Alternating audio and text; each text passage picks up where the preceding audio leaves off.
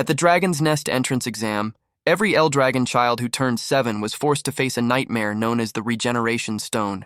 This bizarre stone could heal any scratch instantly, and it reflected physical damage back 100-fold.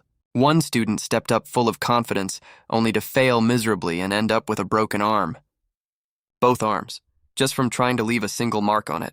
Even Langus was trembling like a leaf, since this was the kind of test built to crush dreams right from the start. But while everyone else panicked, Zeke only felt disappointed.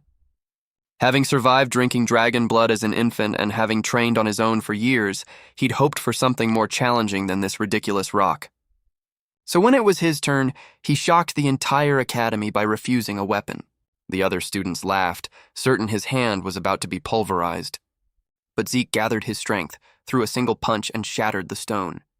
The blow was so powerful it left even the examiner speechless. In that single moment, the illegitimate child everyone had written off as weak proved he was a true monster. But before his reincarnation, our protagonist had wanted nothing more than to reach the peak of martial arts, even though he knew it was a summit he could never touch, no matter how hard he tried. Still, driven by that hunger, he decided to chase a legend passed down through generations. According to the legend, a golden fruit lay hidden in a sacred ground guarded by a dragon, said to grant immortality. After a grueling, drawn-out battle with the dragon, our protagonist finally reached the golden fruit. He was stunned to find it actually existed. Then he sat atop the dragon's corpse like a true conqueror. Just before eating the fruit, he was certain that once he did, he would finally reach the peak of martial arts. His name was Gilfus Eldragon, revered as the strongest man in the world. Decades later, Gilfus had grown old and lay on his deathbed. His family surrounded him, and by his side was his eldest son, Guilhem. Seeing his son's sorrow, Gilfus told him to live well, for his own time had come to an end. Guilhem's heart ached at the thought of losing his father, just as he had once lost his mother. Before he died, Gilfus thought back to the immortality fruit and realized it had all been a hoax. Still, he comforted himself with the thought that he'd had a wife and children. He told his children that he had lived a full life without regrets.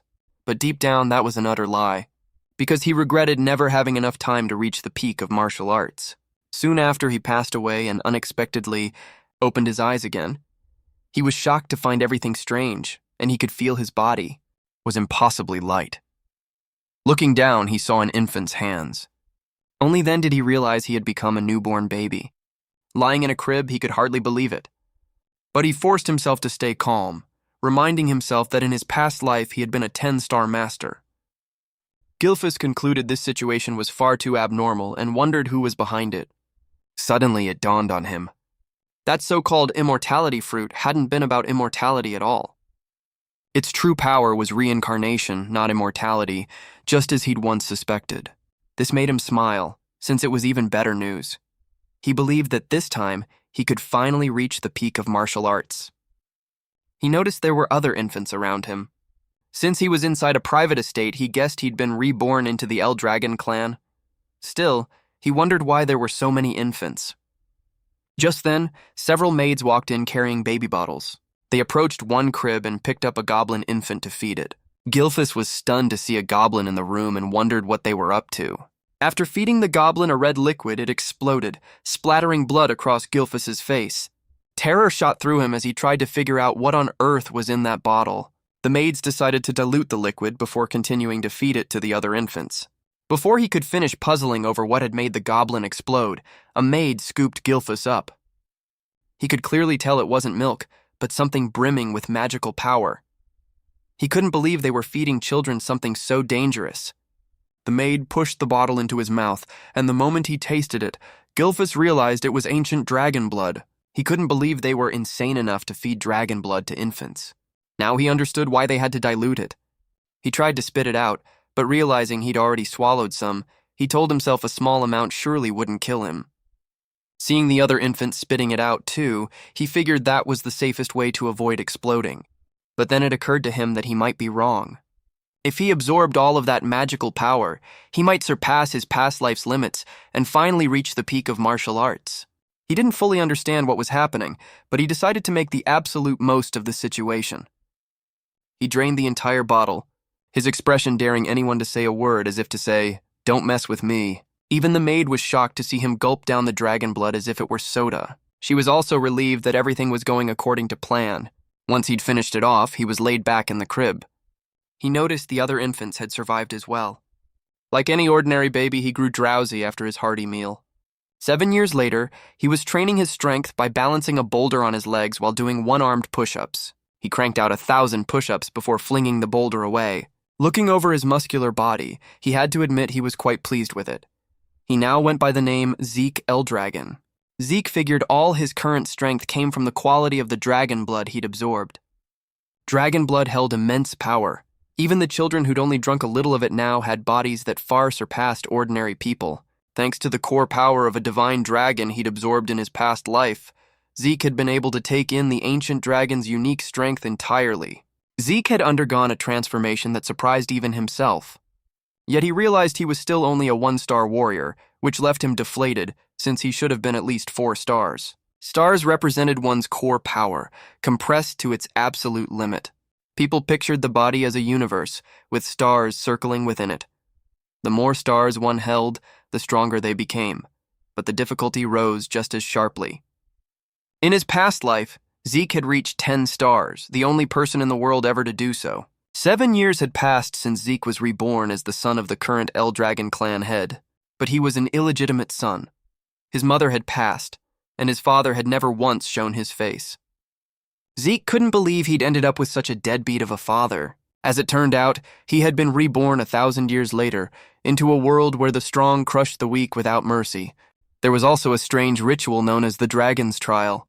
Only the children who survived drinking the blood were trained to become Eldragon warriors. Yet Zeke had never received any training at all.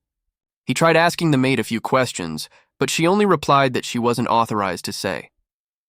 Irritated, Zeke pointed out that anyone who passed the trial was supposed to receive combat training, and yet all he had around him were maids, not a single instructor in sight. The maid, still as expressionless as a doll, simply asked if he needed anything, and he said no.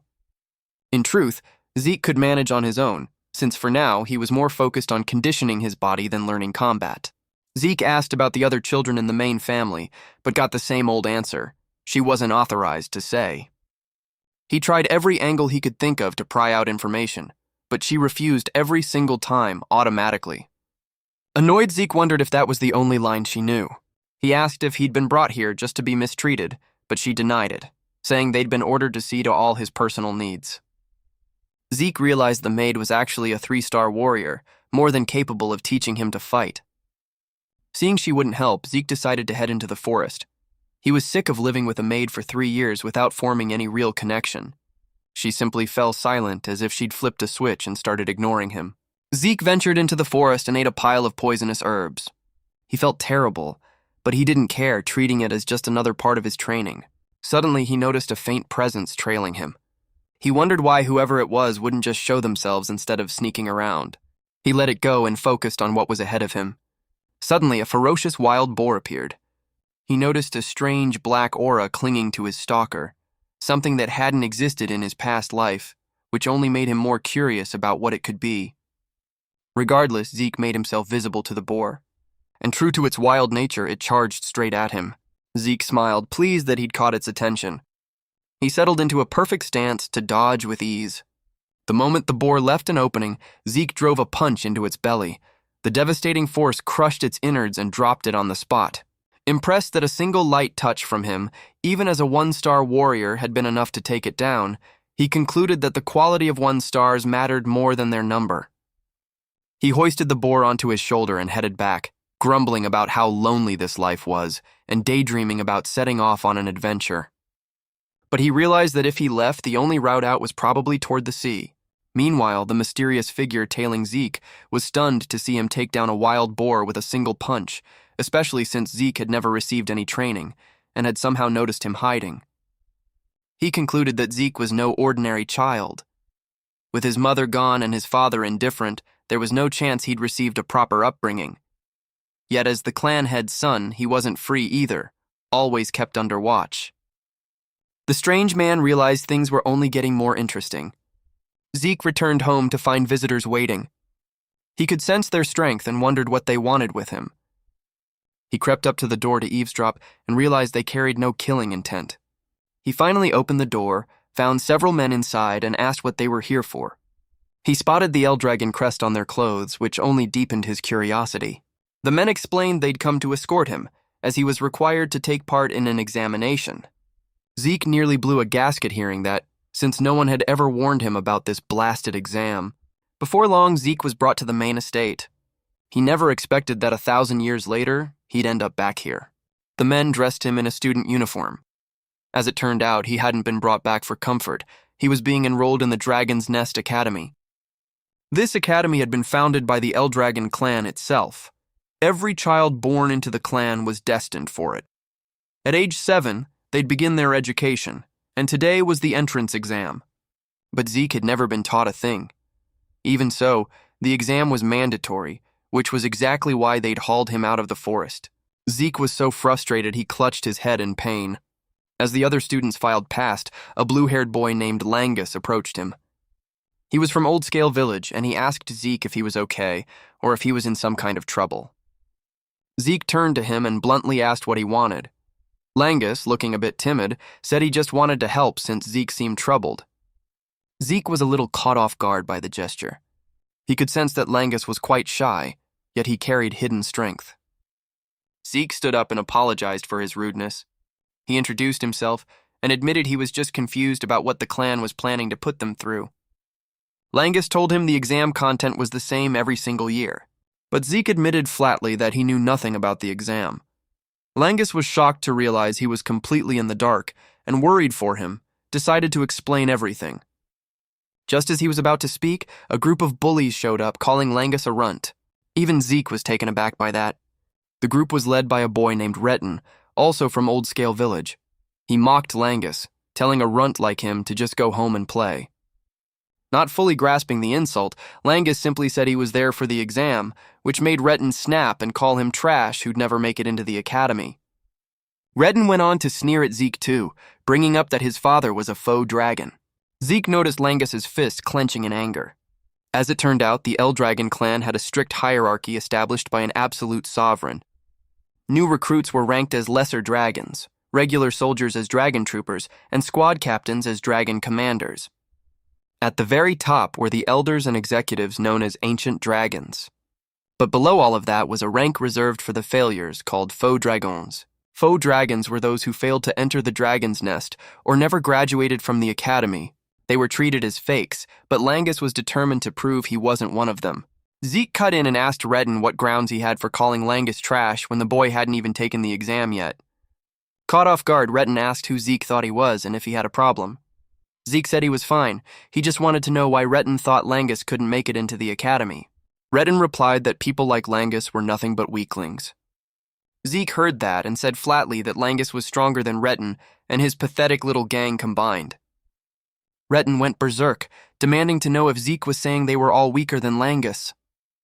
Before things could boil over, an examiner appeared and announced the exam was about to begin. He asked all candidates to register and collect their exam numbers. Retin shot Zeke a look full of hatred, vowing to remember his face. Zeke was baffled that Retin had already flown off the handle, wondering why young people these days were so hot-tempered. Langus, meanwhile, was confused as to why Zeke would say such a thing, given they were the same age.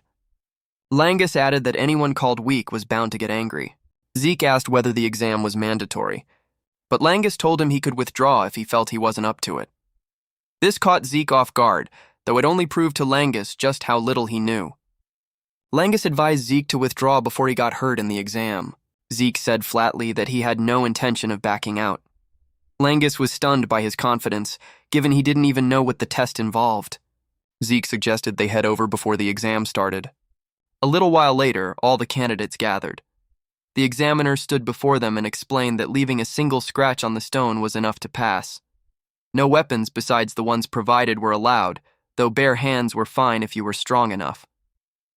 The examiner said each person got 3 attempts, but Zeke thought the test looked far too easy. Langus, on the other hand, looked utterly bewildered, and Zeke couldn't understand what was so surprising about it. After surviving the dragon blood ordeal, Zeke had expected something much harder, so this left him thoroughly disappointed. The examiner gave the order to begin. The first candidate stepped up and swung with all his strength at the stone, but his sword shattered with a deafening crack. The blast nearly deafened everyone. Despite putting everything into it, he couldn't leave so much as a scratch. He collapsed in pain, and the examiner asked if he wanted to use his remaining 2 attempts, but he was in too much pain to try again. They declared him withdrawn and led him away. Zeke noticed Langus acting strangely, unable to understand why, given how easy the exam looked. Zeke asked him about the stone. Langus explained it was the regeneration stone, capable of healing any scratch instantly and reflecting blunt force damage back 100-fold. Zeke concluded the stone was quite the troublemaker. Langus told him that leaving a scratch required precise control of one's ether. Hearing that, Zeke understood the test relied on ether control rather than raw combat skill. Zeke glanced over at the other candidates and guessed a fair number of them could clear it, Retton and his crew included. From where he stood, he could hear one failure after another, arms breaking as they tried to leave a mark. A while later, the examiner called out number 315, Zeke's number. Langus, worried, urged him to withdraw, but Zeke reassured him he was fine. As Zeke stepped up, the examiner felt a wave of pressure and intense energy radiating from him. Asked to choose a weapon, Zeke refused and said he'd fight bare-handed. The examiner asked again to be sure, and he confirmed his fists would do just fine. Hearing this, the other students burst out laughing, insisting he couldn't scratch the stone with his bare hands. Even Langus didn't believe it, certain Zeke's hand would be pulverized. Langus blamed himself for not stopping Zeke, but by then Zeke had already made up his mind, and the examiner allowed the attempt to begin. Zeke studied the stone and noticed it was made of a mineral he'd never seen before, likely something formed over 1,000 years. He realized there was still much about this era he didn't understand, but set the thought aside for now. Zeke gathered his strength, preparing to throw a punch. With his current level of power, he was confident he could accomplish what he intended. The technique he used was called the Dragon Slayer Fist. A brilliant golden aura surged around his body and arm as his fist struck the stone. The top of the stone shattered instantly on impact, unleashing a deafening blast and a cloud of dust. Everyone flinched and shut their eyes in shock. But the examiner kept his eyes open, staring as though he'd just witnessed something enormous. Zeke let out a sigh of relief, though he realized the technique had been a bit too much for his current age. Looking at his bleeding arm and torn uniform, instead of feeling proud, he concluded he still hadn't trained enough. The other students had no idea how he'd pulled it off. Retton, meanwhile, was seething that Zeke had managed to break the stone. Langus stood there, jaw hanging open, nearly collapsing to the ground. Zeke was the very last person he'd expected to pass. Even the examiner found what had just happened absurd, since only warriors of 4 stars or above could break the regeneration stone. Since Zeke was an illegitimate child, the examiner wondered if he'd somehow inherited some special power from the clan, and also noticed the technique looked oddly familiar. Zeke went up to ask about his results. The examiner announced he had passed and handed him a vial containing a blue liquid. Zeke asked what was inside. The vial, but the assistant examiner just glared at him irritably and told him to move along. Zeke figured it must be some kind of reward for passing the exam. He returned to his new friend, and Langus praised him for being ridiculously overpowered. Zeke asked about the vial, and Langus told him it was a recovery potion. Zeke looked a little blank. Langus explained it was a standard-grade recovery potion. Zeke examined it more closely and noticed it didn't look like poison. He began to suspect it might actually be a spirit elixir, an extremely rare kind of medicine. It was made from precious ingredients, herbs that only grew in hidden realms, combined with a pure core taken from a divine or mystical beast. Drinking it would heal wounds instantly and boost one's ether, but it was so difficult to craft that it rarely appeared on the market.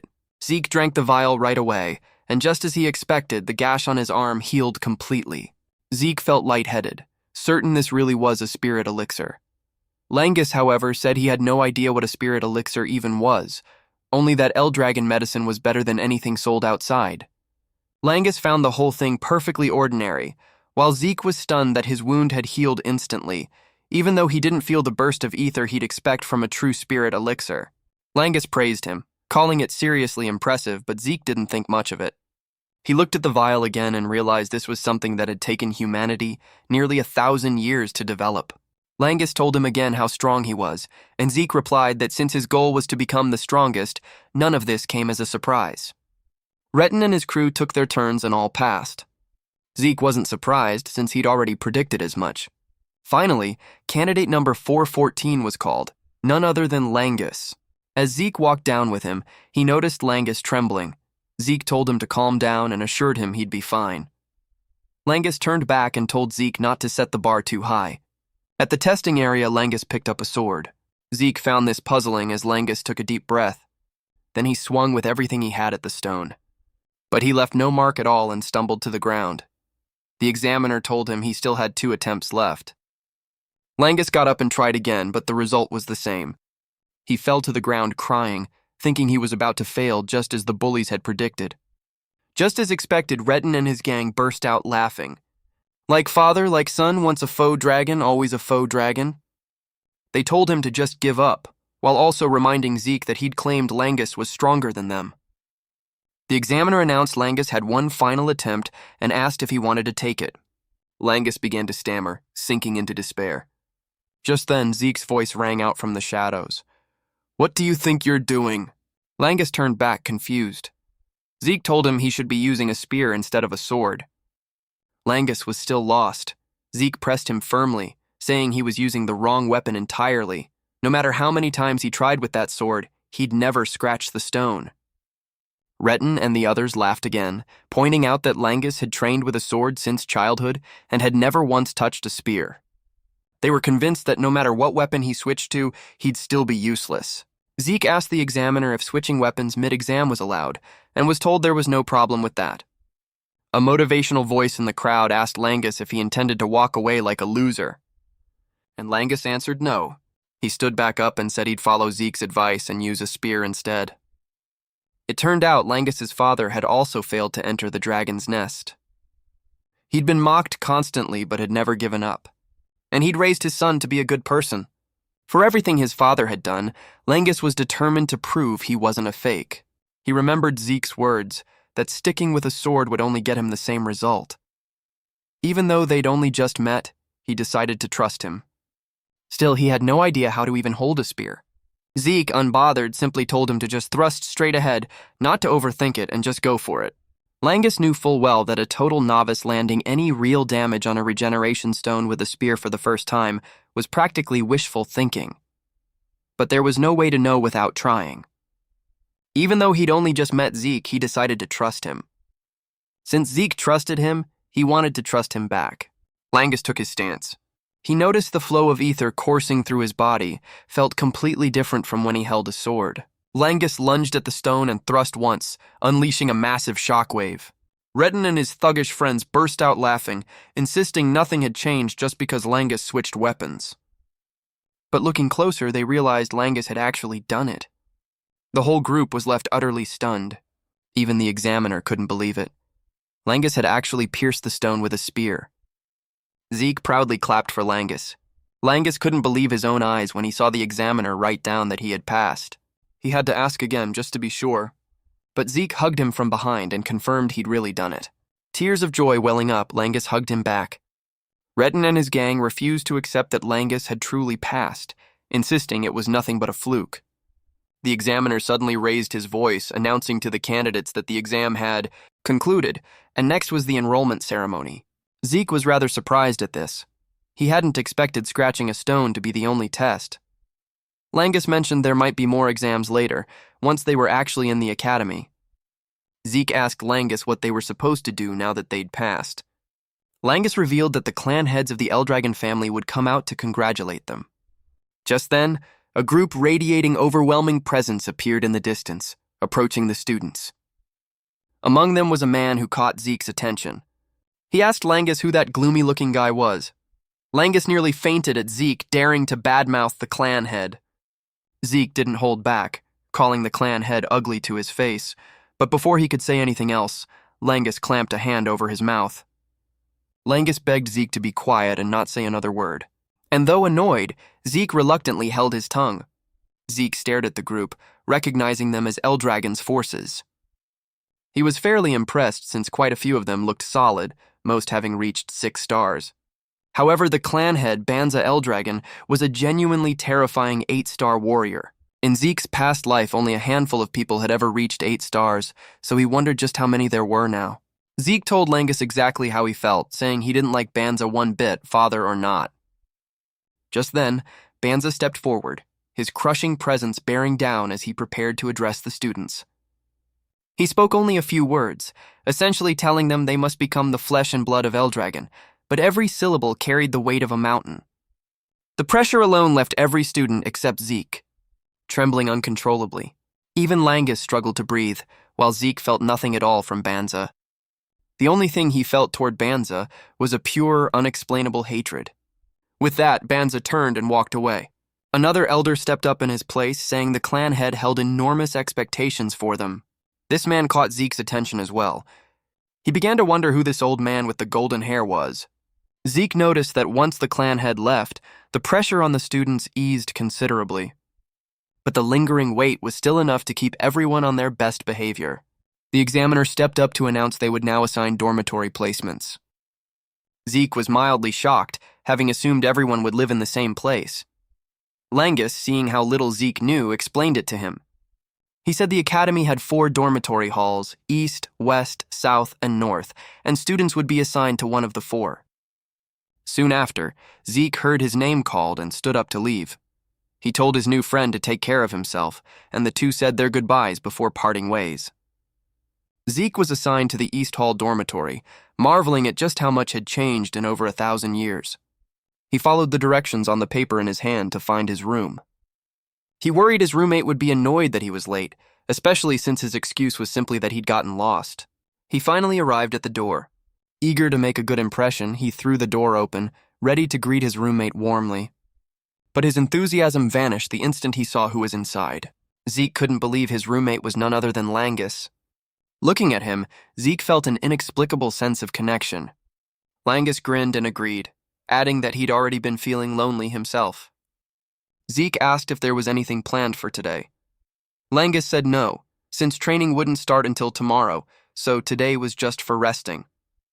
Zeke had no idea about any of this, seeing as he hadn't heard a word of it during orientation. He said this with a bright, carefree expression, though Langus didn't see anything to be proud of in that. Langus decided to skip the lecture and suggested they turn in early, since training would begin the next day. Truthfully, Zeke had originally planned to skip school and go off on an adventure, but all these new things at the academy had piqued his curiosity. He decided to stick around the clan a while longer, treating it as a chance to learn about the world after 1,000 years. A month later, the children entered a grueling training phase under their instructor's guidance. They were taught to master the dragon's breath, a technique created by the 15th Eldragon clan head. The instructor told them they needed to master this technique to use it in any situation. He paced back and forth, observing each child. He noticed a few had already gotten the hang of it, including Laika, the clan head's daughter, who was already skilled enough to be ranked dual star. But the one who caught his attention most was Zeke. While everyone else struggled, Zeke was balancing a boulder on his head, holding a pair of stone-weighted dumbbells in each hand for good measure. The instructor began to suspect Zeke had inherited some of the clan head's power, yet he couldn't figure out how the boy had trained himself to this level with no one teaching him, no matter how much he thought about it. Zeke, meanwhile, was thinking about how the Dragon King's breath technique he'd created himself had been revised into this dragon's breath and passed down. The breathing technique was essentially a method for drawing ether from the air into the body and circulating it, thereby boosting one's strength. Its optimal effectiveness depended on the user's skill and creativity, which was why every clan had refined its own version and kept it a closely guarded secret. Zeke admitted the technique was safe and easy to learn, but completely useless if it only worked while standing still. His original version allowed ether to be used while moving, with far greater effectiveness, but it was so difficult that few had ever managed to learn it. Back then, he'd simplified it so everyone could use it, hoping to strengthen his clan, but he never imagined it would still be around 1,000 years later. Zeke was rather impressed and figured plenty of other techniques must have evolved over time as well. After training, the children dragged themselves to the dining hall, so exhausted that even eating felt like a chore. Zeke, on the other hand, was chewing away as though he were on a picnic. Noticing Langus looked worn out, he urged him to eat quickly, or he wouldn't have the energy to do anything at all. Langus had to ask how Zeke was still so full of energy, while everyone else was completely drained. Zeke took the chance to tease him, saying he was just too weak, then told him to eat more if he wanted to keep training. While lecturing him, Zeke noticed the kids who'd received proper training were still eating just fine. Just then, Laika walked over to Zeke, though he had no idea who she was. He asked her bluntly who she was. Langus nearly choked hearing that. He quickly pulled Zeke aside and whispered that she was the clan head's daughter. Zeke innocently replied that he genuinely hadn't known. Langus nearly fainted from the pressure, saying they weren't even supposed to speak with Laika. Zeke looked at him as though he were some strange creature, and pointed out that he too was the clan head's son, illegitimate or not. Both Langus and Laika were stunned to hear this. Laika asked if he was telling the truth. Zeke calmly replied that he had no reason to lie. Laika immediately asked how he'd gotten strong enough to shatter the regeneration stone bare-handed. She asked in complete earnest, but Zeke's answer was simply that he was just that cool. Seeing Langus completely frozen, Zeke snapped him out of it and told him to just eat. Laika stepped closer and asked Zeke if he wanted to follow her. Zeke looked at her blankly, not understanding. So Laika said it plainly. She wanted Zeke as her subordinate. She'd back him up precisely because he was an illegitimate child. She would definitely need allies, and in exchange, Zeke would help her become the next clan head with his strength. She promised generous rewards once she took power, but Zeke calmly declined, saying he had no interest. Hearing this, Laika assumed Zeke was refusing because he had his own eyes on the clan head position. While she kept rambling, Zeke studied her and noted she was close to reaching Dual Star, quite impressive for her age. Finally, Zeke told her plainly to do whatever she liked, since he had no interest in clan affairs. Laika was stunned and pressed him harder about what he really wanted. Annoyed, Zeke drove his dinner knife straight into the table. A terrifying wave of pressure burst from him as he declared he had no interest in serving anyone. He said he wanted to stand alone since he was clearly the strongest of them all. Feeling the pressure radiating from Zeke, Laika was left utterly stunned. She couldn't believe Zeke's sheer presence had actually intimidated her. Zeke went right back to calmly chewing his food, while Langus tried to defuse the situation. Furious, Laika challenged Zeke to a one-on-one duel. Zeke was a little surprised, but a guy like him never backed down from a challenge. Before long, word of Laika's upcoming duel at the training grounds had spread throughout the entire student body. Langus was panicking while Zeke remained as calm as if he were out for a stroll. Langus tried to remind him he was about to fight Laika, but Zeke just replied that he still didn't even know who she was. Noticing how deferential Langus was being, Zeke asked why. Because she's the clan head's daughter, genius, Langus answered. Zeke asked Langus what she actually wanted from him. Langus explained that Laika was Banza's daughter, and she also carried the bloodline of Topona, one of the 4 great clans backing Eldragon. She was a prodigy, having mastered every sword technique the Topona family had to offer. Zeke stood there, utterly unbothered, and said the only thing he knew was that she was Banza's daughter. He laughed, saying that not knowing any of this just made the whole thing more fun. Finding the whole situation far more entertaining now, Zeke ignored Langus's scolding about having no chance against Laika. Langus asked why he'd even accepted the duel. Zeke's answer was simple. When someone challenges you, you accept. Besides, looking at Laika, Zeke concluded she seemed even more eager to fight than he was. Laika snapped at him to stop running his mouth, planting her sword point down like a true warrior. She asked if he was ready to learn some manners. Once both were ready, Langus hurried off the arena, calling back for Zeke to be careful. With just the 2 of them left, Zeke asked why Laika was so determined to fight him to the death. Laika answered that she intended to become the next clan head, and to do that, she needed to defeat Zeke and force him into submission. Zeke looked at her blankly, wondering what any of this had to do with him. Surprised by how unfazed he was, Laika asked if he really didn't know the truth about his own family, given he was illegitimate. Zeke started to say he already knew, but she cut him off. Laika explained that, counting Zeke, there were 5 heirs vying for the clan head position, and he was the only one without blood ties to any of the 4 great Eldragon clans. The key was that whichever clan produced the next clan head would gain the upper hand, which was why everyone was fighting to become the Academy's strongest. To stand against her own siblings, Laika needed more allies. The whole explanation left Zeke a little dazed, but he still grasped the gist of it. Laika made it clear she was fighting to secure her own position, and without further hesitation, she charged straight at Zeke, determined to take him down. She swung her sword, but Zeke calmly stepped back and dodged. The blade missed him, yet the ground beneath it shattered. Laika refused to give up and immediately pressed the attack again. She swung wildly with terrifying force, leaving the onlookers wide-eyed with astonishment. They cheered for her incredible swordsmanship, even though it was only a practice blade. As if spurred on by the cheers, she attacked even faster, but Zeke simply hopped around the arena, dodging every single strike. The crowd was completely overwhelmed by Laika's power, and the clan head's daughter herself was certain she'd end the fight soon. No one realized that Laika was starting to grow frustrated, because Zeke kept dodging as though this were a game of hide-and-seek. He evaded her so effortlessly that she began to wonder why she couldn't land a single hit. Zeke praised her for being quite fast, with solid technique too, even remarking that she was doing better than most ordinary one-star warriors. Furious, Laika snapped at him to just focus on fighting instead of talking, since she hadn't asked for his commentary. Zeke decided it was time to let her taste his real strength. He easily dodged her attack, then landed a punch square in her chest. The shockwave tore through her body and she coughed up blood. Laika collapsed in pain, leaving the onlookers utterly shocked. Through the pain, Laika looked up and asked why she couldn't land a single hit on him, even though she was supposed to be stronger. Zeke admitted she was faster than most one-star warriors he'd ever encountered, but told her plainly that she was still, in the end, just a one-star warrior. Laika shot back that Zeke was only one-star too.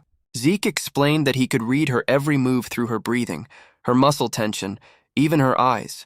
On top of that, his experience far outstripped hers. The arrogance in his tone was enough to make Laika spring back to her feet. She lunged forward, sword in hand, as if she meant to take his head clean off. But even against the surprise attack, Zeke flipped gracefully out of the way. This left Laika wide open for Zeke's counterattack. He taught her a lesson with a punch that sent her flying into the distant wall. She crashed into it in a cloud of dust, like something out of an action movie. The crowd was left stunned, wondering if Laika had truly been defeated. Langus, thrilled, rushed onto the field to shower Zeke with praise, but Zeke calmly told him the fight wasn't over yet. He was actually impressed that Laika had withstood that punch at all. As the dust cleared, Laika staggered to her feet, her body battered, but her will unbroken. Langus was about to urge her to stop before things got even worse, but Zeke told him to back off. Things were about to get intense, and if he got hit, that was on him. What Zeke had suspected all along was now confirmed. Laika had reached dual star. As she stood, her ki burst outward, swirling around her like an industrial fan. The crowd instantly recognized she had entered the dual star realm. Dual star allowed a warrior to project their true power outside the body for combat, a manifestation known as aura. Review.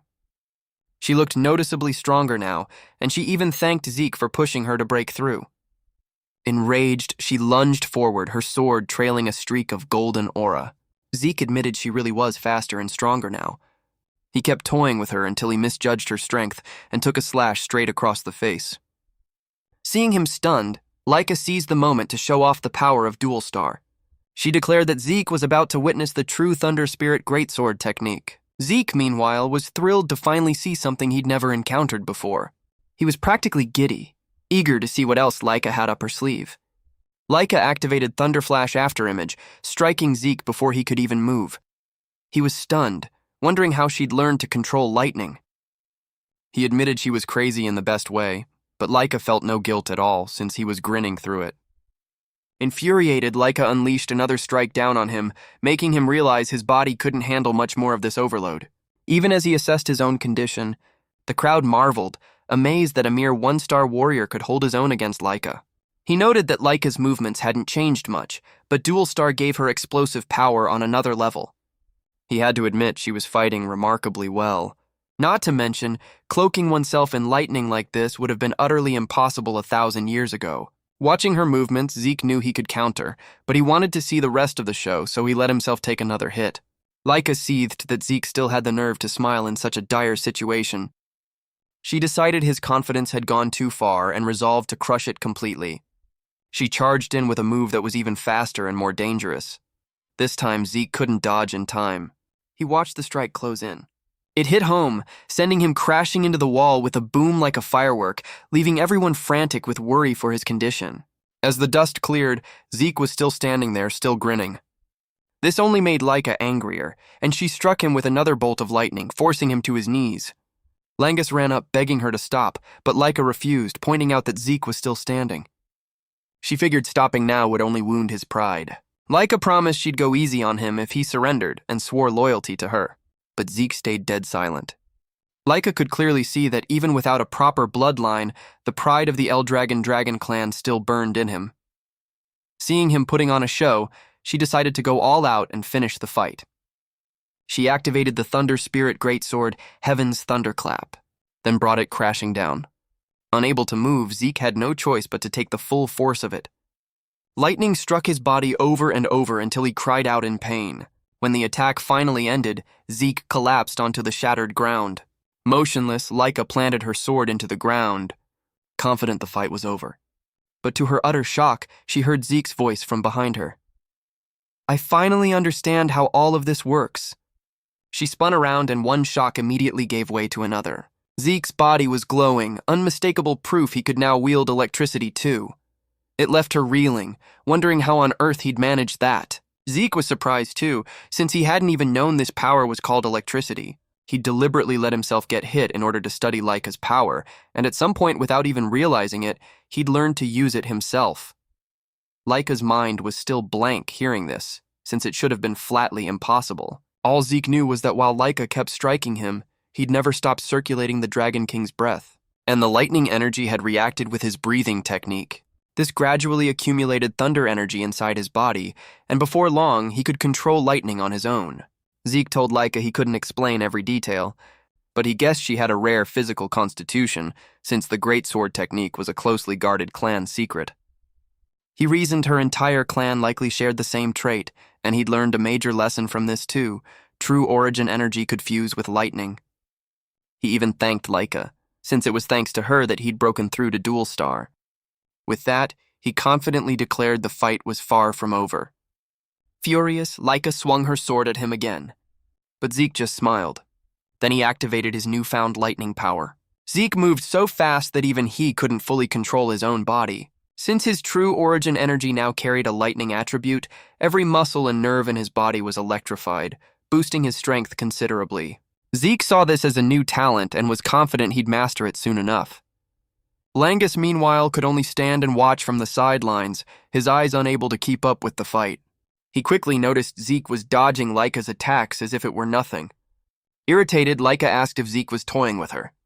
He denied it, insisting he genuinely saw her as a formidable opponent. She swung her sword from a distance, hoping to catch him off guard. But Zeke still managed to dodge it.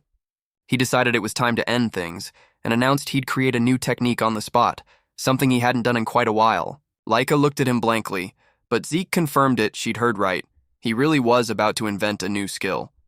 In simple terms, it would be a special new form. This left Laika stunned. She wondered if Zeke had secretly learned some hidden technique, yet she couldn't place which clan it might belong to. Seeing her lost in thought, Zeke seized the opening and lunged forward at terrifying speed. He unleashed his brand new technique, the Dragonslayer art, Thunderstorm Peak. Under the relentless barrage of lightning, Laika dropped to her knees. Zeke smiled and declared it over. Laika was hurt so badly she couldn't even hold her stance and crumpled to the ground in agony. She crawled toward her sword, unable to believe she had actually lost. She had wanted to surpass her brothers and become the next clan head, and now she could only blame herself. Zeke walked over and told her she truly was strong, since she'd given him an incredibly intense fight. He said he loved learning new things, and he didn't consider this fight a waste of time at all.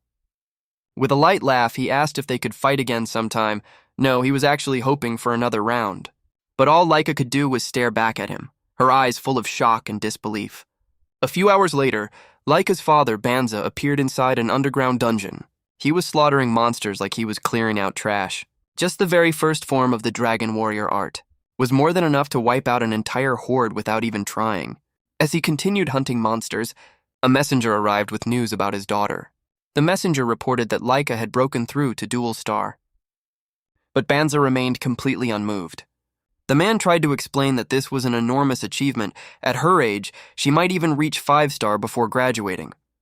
Banza shut him down instantly. Talent meant nothing if it couldn't be put to use. He told the man to report back only once she'd actually proven she could wield that power. Just then, the man mentioned that Laika had just lost a match. Banza assumed she'd lost to an upperclassman. But the messenger told him the one who'd beaten her was actually his own illegitimate son. Banza's thoughts turned to Zeke and to his mother. He admitted Zeke's mother had genuine talent, but she had died long before he was even born, which made him wonder just where Zeke could have learned enough skill to defeat a dual-star warrior. The messenger told him something even more astonishing. Zeke had reached dual-star entirely on his own, with no instruction whatsoever, and he kept improving non-stop. Hearing this, Banza decided it was time to begin the first trial. The man was startled and pointed out it was far too soon, but Banza paid him no mind. He said death came for everyone, and those who couldn't survive it were trash, unworthy of a future. The officer had no choice but to obey. Banza stirred the pot even further by demanding Freya be summoned. The man asked again just to be sure, and Banza confirmed he wanted Freya to oversee the trial. Since Zeke was such an intriguing prospect, the officer took his orders and left. As for Banza, he finally let a flicker of eagerness show, curious to see just what Zeke was capable of.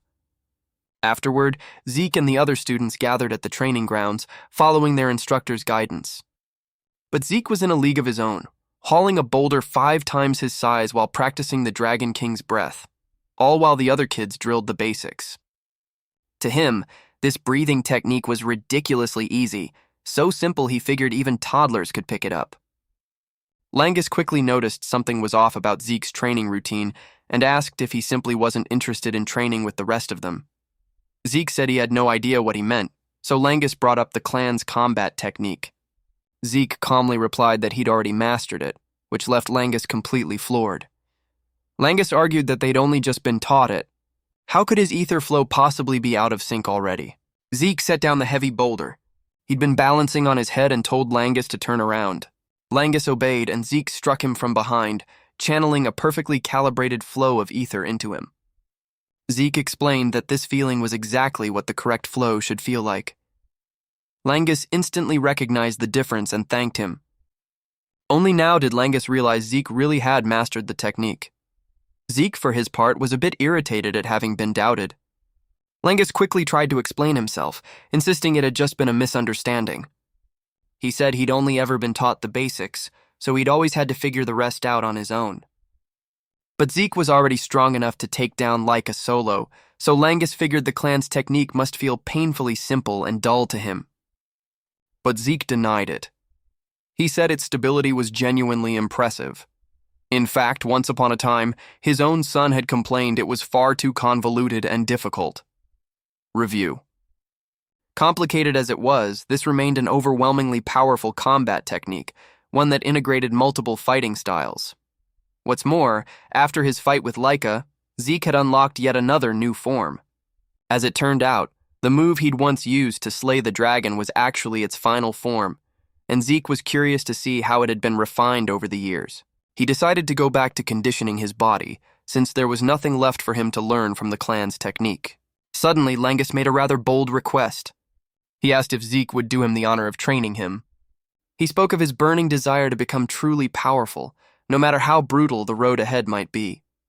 Surprisingly, Zeke agreed, seeing Langus as someone worth training. While Langus was still celebrating, a familiar voice rang out from behind them, asking Zeke to train her as well. The voice belonged to Laika. A little embarrassed, she nonetheless admitted Zeke was strong enough to have beaten her. She spoke of just how skilled he was, and admitted her pride had been utterly shattered in their fight. Zeke was mildly taken aback by the sudden request. Laika added that she wanted to grow strong enough to surpass both her brothers and Zeke himself. Setting her pride aside, she earnestly begged him to teach her how to become stronger. Zeke fell into thought for a moment, which sent Laika into a mild panic. She was surprised to realize Zeke seemed willing to train her, given that he, too, had a legitimate claim to the clan head position. Zeke reassured her he had no problem teaching her, he was just concerned she hadn't fully recovered from their last fight. Laika revealed she'd already taken a recovery potion and was completely fine now. Zeke was floored by just how game-changing this medicine was. Langus chimed in that Laika's recovery was still impressive, potion or not. Zeke nodded, remarking that in this era anything seemed possible. Laika admitted that without the potion, she'd have been bedridden for a month. She asked Zeke again if he would agree to teach her. Zeke answered that he'd never turned down a young, passionate prodigy. Both Langus and Laika were baffled by the way he phrased it, since Zeke was just as young as they were.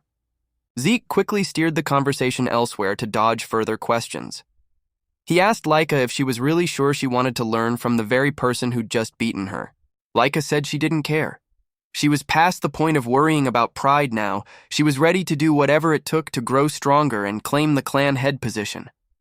Zeke asked why she was so obsessed with that position, since she'd brought it up constantly even during their fight. Laika admitted that if she didn't become clan head, her only path left was marriage, and not just any marriage, a political one. She'd almost certainly be married off to some relative or a complete stranger she'd never even met. Zeke was utterly stunned to hear this. Laika explained that the Eldragon dragon bloodline was extremely precious, especially to the 4 great clans, whose power depended on it being special. Because of that, women were treated as tools to be used however the clans saw fit. Zeke flew into a rage hearing this. He refused to accept people being treated as mere breeding tools, and he swore he would end this rotten tradition once and for all. Just then, the instructor called for everyone's attention, announcing a new teacher had arrived. He mentioned that despite being extremely busy, this teacher had made time to come. A red-haired woman appeared out of nowhere and reached for Laika's arm. But Laika's reflexes kicked in instantly, and she pulled back before the woman could even touch her. The woman praised her for having sharp reflexes. Langus, meanwhile, was trembling like a leaf, gripping onto Zeke since he hadn't even sensed the woman's presence at all. The instructors finally introduced the mysterious woman standing before them, Freya. Freya was a member of the Black Dragon Corps. She smiled and greeted the students. Noticing Zeke wasn't the least bit surprised, she spoke up to ask him about it. Zeke bluntly shattered her ego, telling her there was nothing surprising about it at all. Then he smiled and admitted her skill was rather intriguing. Only then did Freya begin to understand why the clan head was so concerned about him. Zeke, for his part, was far more interested in Freya's actual technique than her irritating stealth trick. He noticed a strange flow of power concentrated in her legs, something he'd never seen before, which left him eager to spar with her right on the spot. Freya joined the other instructors and told the students to behave themselves properly. The head instructor revealed that Freya was a 6-star dragon slayer, warning everyone to pay close attention. The other students trembled under Freya's overwhelming presence, while Zeke remained completely unfazed. A student asked if Freya planned to teach them her skill. She said yes, but only after they passed her test first. The moment they heard the word test, the whole group panicked. Freya assured them it would be easy. She pulled out a crystal orb and told them to carry it and survive 1 month on Mount Venomdrake. Another wave of panic swept through the crowd. Only Zeke remained as calm as if he were out for a stroll. It had been a long time since he'd heard that name, Mount Venomdrake, a place crawling with venomous beasts. Even the plants there were dangerous. A single brush against them was enough to kill an ordinary person instantly. Zeke recalled that he'd trained there in his past life, and wondered if this place might be too much for a bunch of kids. Freya said anyone who went missing or broke their orb during the test would be eliminated on the spot. A student asked what would happen if they failed. Freya answered bluntly, expulsion. As for the poison, she told them they could manage it using the dragon's breath technique. As long as they kept hold of the orb, they'd be fine. Laika objected, pointing out the mountain was crawling with monsters. Freya replied coolly, then kill them yourselves. Put plainly, it was a survival game. Live through it, and you passed, die, and that was that. The students spiraled into collective panic. But Freya told them to calm down, since they still had 5 days to prepare. During those 5 days, they had to choose and learn a basic Eldragon combat technique to help them survive. Having a fighting style down would make things considerably easier. But she also stated flatly, if they didn't master it in 5 days, dying was on them. A student asked if Freya would step in to save them if they ran into danger. She answered seriously that they'd have to fend for themselves. In her opinion, the test was a piece of cake. Anyone could pass it. Zeke was stunned hearing this, wondering if this clan was slowly losing its mind. Freya called them forward to choose which technique they wanted to learn. Langus's mind went blank, unsure what to pick. Zeke advised him to pick the spear technique, reminding him he'd already used a spear during the entrance exam. Hearing that, Langus made his decision on the spot. Zeke noticed Laika was still hesitating, so he told her to pick the axe technique. Surprised, Laika asked why. Zeke, walking off, told her it would compensate for her weaknesses. Since it was Zeke's advice, she decided to follow it. Once everyone had chosen, Freya told them to train hard over the next few days. She stressed that if they didn't master it, they could consider themselves finished. Freya suddenly threw in an extra rule for good measure. During the test, upperclassmen would be hunting them down to steal their orbs. The seniors' job was simple: rob them blind. She reassured them that since the seniors outnumbered them, it'd probably be fine. Langus nearly lost his mind at the thought of fighting monsters while dodging seniors at the same time. Laika admitted the seniors would be tough to fight, since all of them were at least 2-star warriors, and she guessed a lot of students wouldn't make it out alive. Zeke agreed, but suggested that if anyone couldn't handle it alone, they should team up in groups of 2 or 3. He pointed out there was no rule against cooperating, so they should feel free to team up. Langus asked what Zeke planned to do. He answered he'd go solo, just for the fun of it. Laika was about to object, but then remembered Zeke was no ordinary opponent, so he might actually pull it off. Zeke laughed and strolled off, suggesting they get something to eat first. 5 days later, the students gathered at the foot of the mountain, all fully equipped with their weapons. Freya was there too, delighted with the perfect weather for the test, and announced it was time to begin. As usual, Langus was trembling like a leaf, wondering if he could team up with Laika, given that he himself was just a commoner. While he was still wallowing in self-doubt, he heard another commoner just like himself. Selena mentioned that she too was part of Laika's group. There was also a boy named Raymond joining them, and the whole group happened to be commoners. Laika said plainly that she didn't care about status, she'd chosen them purely for their outstanding ability. Overjoyed at being chosen, Langus promised to give it his absolute all. The other two pledged the same, vowing not to disappoint her. As for Zeke, he stuck firmly to his plan of going solo, just to look cool. He praised Laika's group as an incredibly strong team. He could see straight through to their talent, and realized she'd gathered the best students in the class. A real eye for talent, that one. Zeke reassured Langus there was nothing to worry about. This team was practically unbeatable. Freya was mildly surprised to see the students choosing to team up. She praised the strategy as sound, since most of them hadn't yet mastered their weapons. After confirming everyone had their orb, she reminded them their mission was to survive 1 month while keeping hold of it. As long as they still had it by the end of the month, they'd pass. Then she dropped a bombshell. Every orb was identical, which meant they could steal each other's. Freya said that once they'd settled into the mountain, the seniors would begin hunting them down. The seniors chimed in with a little extra intimidation, sneering that since most of the newbies weren't even 1-star yet, this would be a piece of cake. Once she'd finished speaking, Freya gave the signal to head out, and everyone charged into the mountain. Laika turned back and told Zeke he'd better make it back alive, and he wished her the very same. As everyone else rushed into the forest, Zeke remained standing there. Freya asked if he even planned on going. He replied that he wasn't shaking with fear like the others. Only after everyone else had gone ahead did Zeke leisurely stroll into the forest. After they left, the head instructor asked Freya if the kids would really be all right, since the test seemed far beyond their limits. He pointed out they were only first years who'd just learned the theory, their combat skills still green. Freya assured him everything would be fine. She admitted the mountain was full of monsters, but in her opinion, they were all pathetically weak. She pointed out that since the students were grouping up, they'd have a much easier time surviving. But she was also planning to release something unusual into the forest later on. Hearing that, the instructor pressed her for details, but she brushed it off and said it was nothing. Freya turned to the seniors and gave the order to move out. They charged off as well, faces lit up with excitement at the thought of hunting the underclassmen. Freya smiled, eager to see just how many of them would survive. A while later, a group of seniors spotted Zeke standing alone in the forest. They figured he'd be an easy target. They immediately surrounded him, and one of them fired an arrow straight at him. But Zeke caught it clean out of the air as if plucking a fly. He smiled like a full-blown villain and told them he'd been waiting for them this whole time.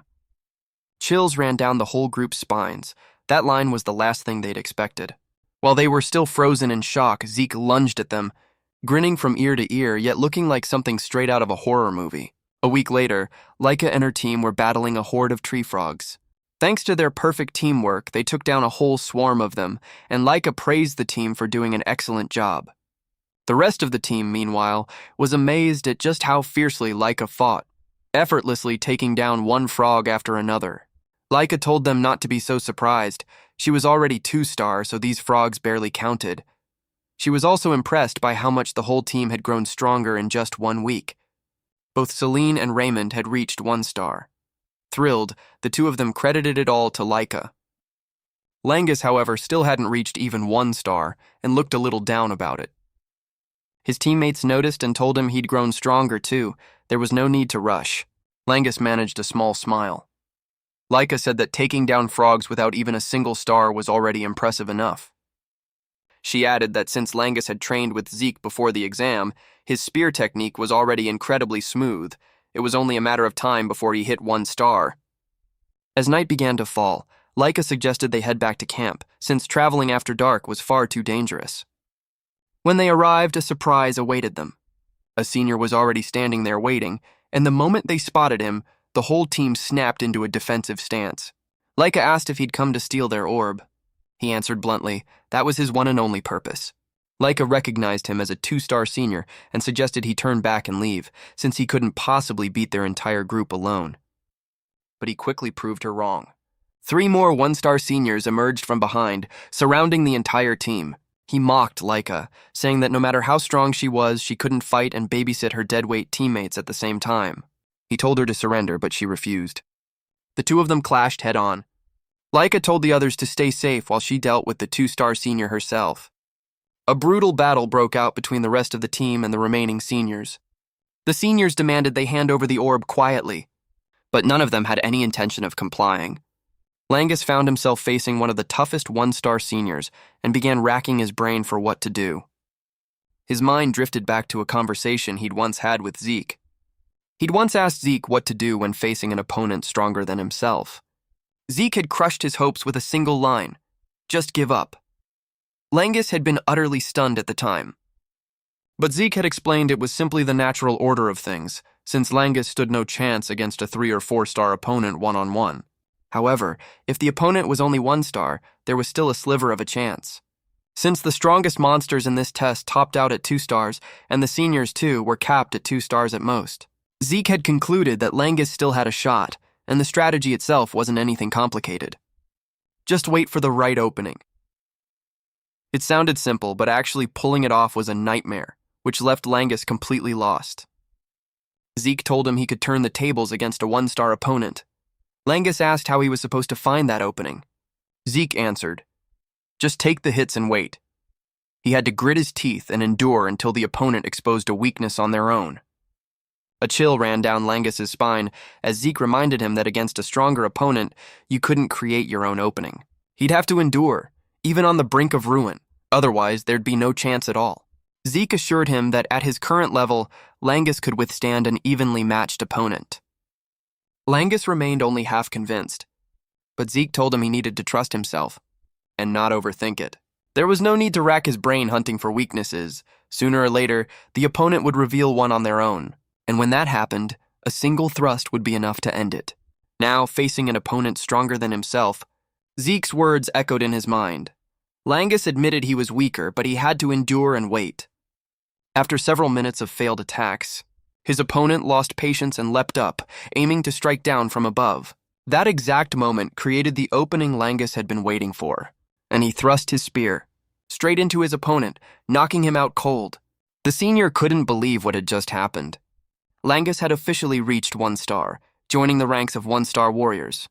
At the very same time, Laika was beating her opponent to a pulp even though he too was a 2-star warrior. She managed it thanks to the sword technique Zeke had suggested, completely overwhelming and taking him down for daring to lay a hand on her and her team. Once she'd finished him off, Laika ran back to her teammates and found that everyone had won their own fights as well. The whole team celebrated together. They also congratulated Langus on reaching 1-star, and he beamed with gratitude and joy. Laika was confident that now that everyone on the team had at least 1-star, they could handle even stronger opponents. After the fight, Laika found herself wondering how Zeke was faring out there. Little did they know, Zeke was bashing the seniors' heads like a festival drummer beating a drum. Anyone who managed to escape came away branding him a monster. As they fled from him, he wondered why no one had the guts to stand and actually fight him. But the seniors simply couldn't believe a first year was out here hunting them instead of the other way around. One of them stumbled and fell, giving Zeke the chance to catch up. With a voice heavy with pressure, he told the man to get up and fight. The pressure in Zeke's voice was overwhelming and thoroughly terrifying, enough to make the man pass out on the spot. Zeke taunted them for having talked such a big game earlier. He also noticed an instructor watching from a distance and called out for him to come see for himself, since his job was only to observe anyway. But the instructor stayed hidden with no intention of stepping in, so Zeke went right on playing with the seniors. The instructor, meanwhile, stood frozen at what he'd just witnessed. Zeke wasn't just hunting the seniors, he'd also somehow noticed the instructor's presence. He immediately realized this needed to be reported to Freya. Before long, the instructors gathered to deliver their report. They told Freya that after 1 week, about 30% of the 7-year-old students had already been eliminated. Still, they believed the rest were adapting quickly, so the elimination rate shouldn't climb much higher. Freya seemed fairly pleased with that and asked about the seniors' progress. But the instructors hesitated. Freya snapped at them to stop stalling and just spit it out. They finally admitted it. The seniors were running for their lives. Freya was utterly stunned. There wasn't a single monster on that mountain strong enough to scare seniors into fleeing. She demanded to know just what they were running from. The same instructor answered, they were running from Zeke. Freya was caught off guard, and he added that Zeke was actively hunting the seniors down. At first, they'd tried to fight back, but now every last one of them was fleeing. Zeke wasn't just fighting, he was actively hunting them down, something that had never happened before. Another instructor nodded, suggesting Zeke was simply abnormal because he was the clan head's son. He'd gone far beyond mere genius, straight into monster territory. Freya admitted she'd found Zeke strange from the very start, the way he'd walked into the forest alone, so utterly relaxed. It proved that from the very beginning, he'd seen himself as the hunter, never the prey. Just then, a shipment arrived for Freya, and she told them to unload it right on the spot. The instructors were alarmed when they saw what she was about to do, insisting the kids stood no chance against a 3-star monster. Freya laughed softly and told them not to worry, she'd made a special adjustment. When they asked what that meant, she explained the monster had been set to target only warriors of 2 stars or above, meaning it would only go after Zeke and Laika. Everyone else would be safe. The instructors asked why she was doing this now, and she answered that it was an order straight from the clan head. Deep down, Freya was thrilled to see what kind of spectacle Zeke would put on. She gave the order to release the monster at dawn. The next morning, the children felt a strange presence in the air. Everyone sensed that something was very wrong. Some guessed it might be some giant, rabid wild boar, but Laika wasn't particularly worried. Suddenly, she saw a tree come crashing down straight toward them. She immediately yanked her teammates out of the way. Once they'd steadied themselves, a golem stood looming right in front of them, sending chills down everyone's spine. Meanwhile, Zeke too sensed the strange presence. Right as he was complaining about how there wasn't a single decent opponent around. Sensing the danger, he guessed that whoever had released this monster was sending some kind of message. He wasn't worried for himself, but figured the others were about to have a rough time of it. He wondered why the instructors hadn't dealt with it before the exam. Then he realized it had been released on purpose. Understanding that, Zeke broke into a bright grin, thrilled that he finally had something fun to do. He sprang up at once and headed toward the 3-star monster, ready to have some fun. Back with Laika. Her group was still struggling against the golem. None of her teammates could even scratch it. Laika unleashed her lightning flash slash on the golem, and to everyone's surprise, it left a small crack. She immediately understood only strikes infused with aura could damage it, meaning only warriors of 2 stars or above could bring it down. When her teammates asked what to do, she told them to run and let her buy time. They were shocked and said they couldn't leave her behind. But she pointed out that they were only slowing her down. She pointed to the spot she'd just struck and showed them the crack. While they couldn't even leave a scratch. They admitted as much, but insisted they could still support her to make her attacks easier to land. Unexpectedly, the whole team decided to stay by Laika's side. They said they'd back her up from behind, who knew? If she led the charge, they might actually have a shot at taking it down. In the end, Laika agreed to let them support her. She charged toward the golem. One teammate used a shield to cover her, letting her slip in behind it easily. Once she was behind it, she unleashed the greatsword technique, Heaven's Thunderclap, landing a devastating blow on the golem's body. The strike triggered a massive explosion. It drained her strength completely, but it looked like she'd finally brought the monster down. The whole team rushed over to check. She told them the attack had drained all her energy, then asked Raymond if he was all right, and he confirmed he was fine. Just as she was about to tell everyone to head back to camp, the golem suddenly reappeared from behind. It grabbed her before she could react. The whole group screamed in panic. Laika realized her mistake. She'd let her guard down, assuming it was already dead. Even her teammates couldn't believe the golem was still moving after taking that much damage. Langus jabbed his spear into the golem, trying to force it to release Laika. But suddenly a tree came whistling through the air and slammed into the golem, forcing it to let her go. The group quickly pulled Laika away, running while completely baffled about what had just happened. Then, out of nowhere, a familiar voice rang out. It was Zeke's. Beaming with excitement, he stepped out of the forest, utterly captivated by the golem, since this was the first time he'd ever seen this kind of monster. Not long before, Zeke had already spotted the streak of lightning from Laika's attack, and realized her group had been the first to run into the creature. He was a little disappointed, since if he were still at his peak from his past life, he'd have rushed over there in a flash.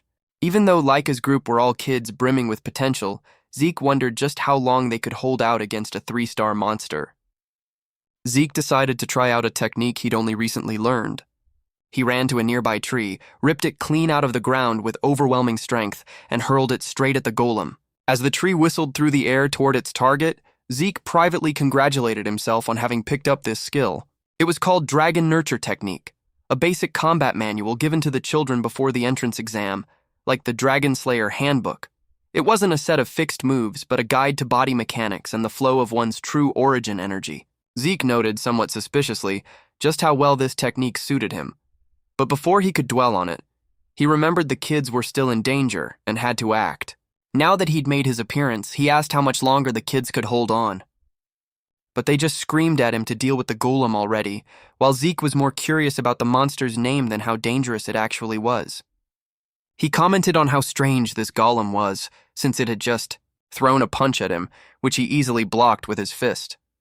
Instantly, Zeke understood that without an aura-infused strike, there was no way to bring it down. But he had no interest in winning the ordinary way, since that sounded far too boring. Laika laughed, remarking that Zeke was as reckless as ever. Even Langus couldn't believe he'd just called a monster like that boring. The golem lashed out with another blow, and Zeke immediately realized that despite its bulky frame, it moved surprisingly fast. He calmly blocked it by simply catching the golem's arm, then told the kids to fall back, warning them things were about to get a little dangerous. They obeyed at once and scattered to a safe distance, giving Zeke room to take on the golem solo.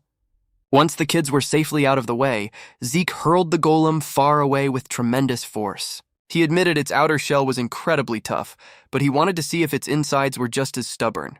He leapt toward the golem and slammed a devastating punch into its head using the Dragon Slayer fist. He then switched to the second form, unleashing a surge of energy directly into its core. With that, Zeke effortlessly shattered the golem from the inside out and finally admitted that this had actually been pretty fun. In the end, the month-long test wrapped up without any further incidents. And after the 3-star golem, nothing else major happened. Thanks to the brutal conditions on the mountain, most of the 7-year-olds managed to reach 1 star. Right after the exam ended, Zeke was summoned by the clan head. On the way to the office, Zeke asked Freya what the man could possibly want. Freya reminded him he had to address Banza as Lord Clan Head. Freya explained that Zeke's behavior during the exam was exactly why he'd been summoned. Zeke asked what she meant. She revealed that the upperclassmen's mission had been to steal the crystal orbs, but Zeke had flipped the whole thing around and started hunting the seniors instead. Freya snapped that no senior had managed to seize a single orb because of him, which meant they'd all have to retake the test. Zeke replied that he hadn't broken any rules, he hadn't even stolen anything. Freya shouted that no normal person would think a first year would go on the offensive against upperclassmen. But at this point, she was too exhausted to deal with his antics anymore. She was just worried about his attitude in front of Banza. A moment later, they arrived before the red door leading into Banza's office.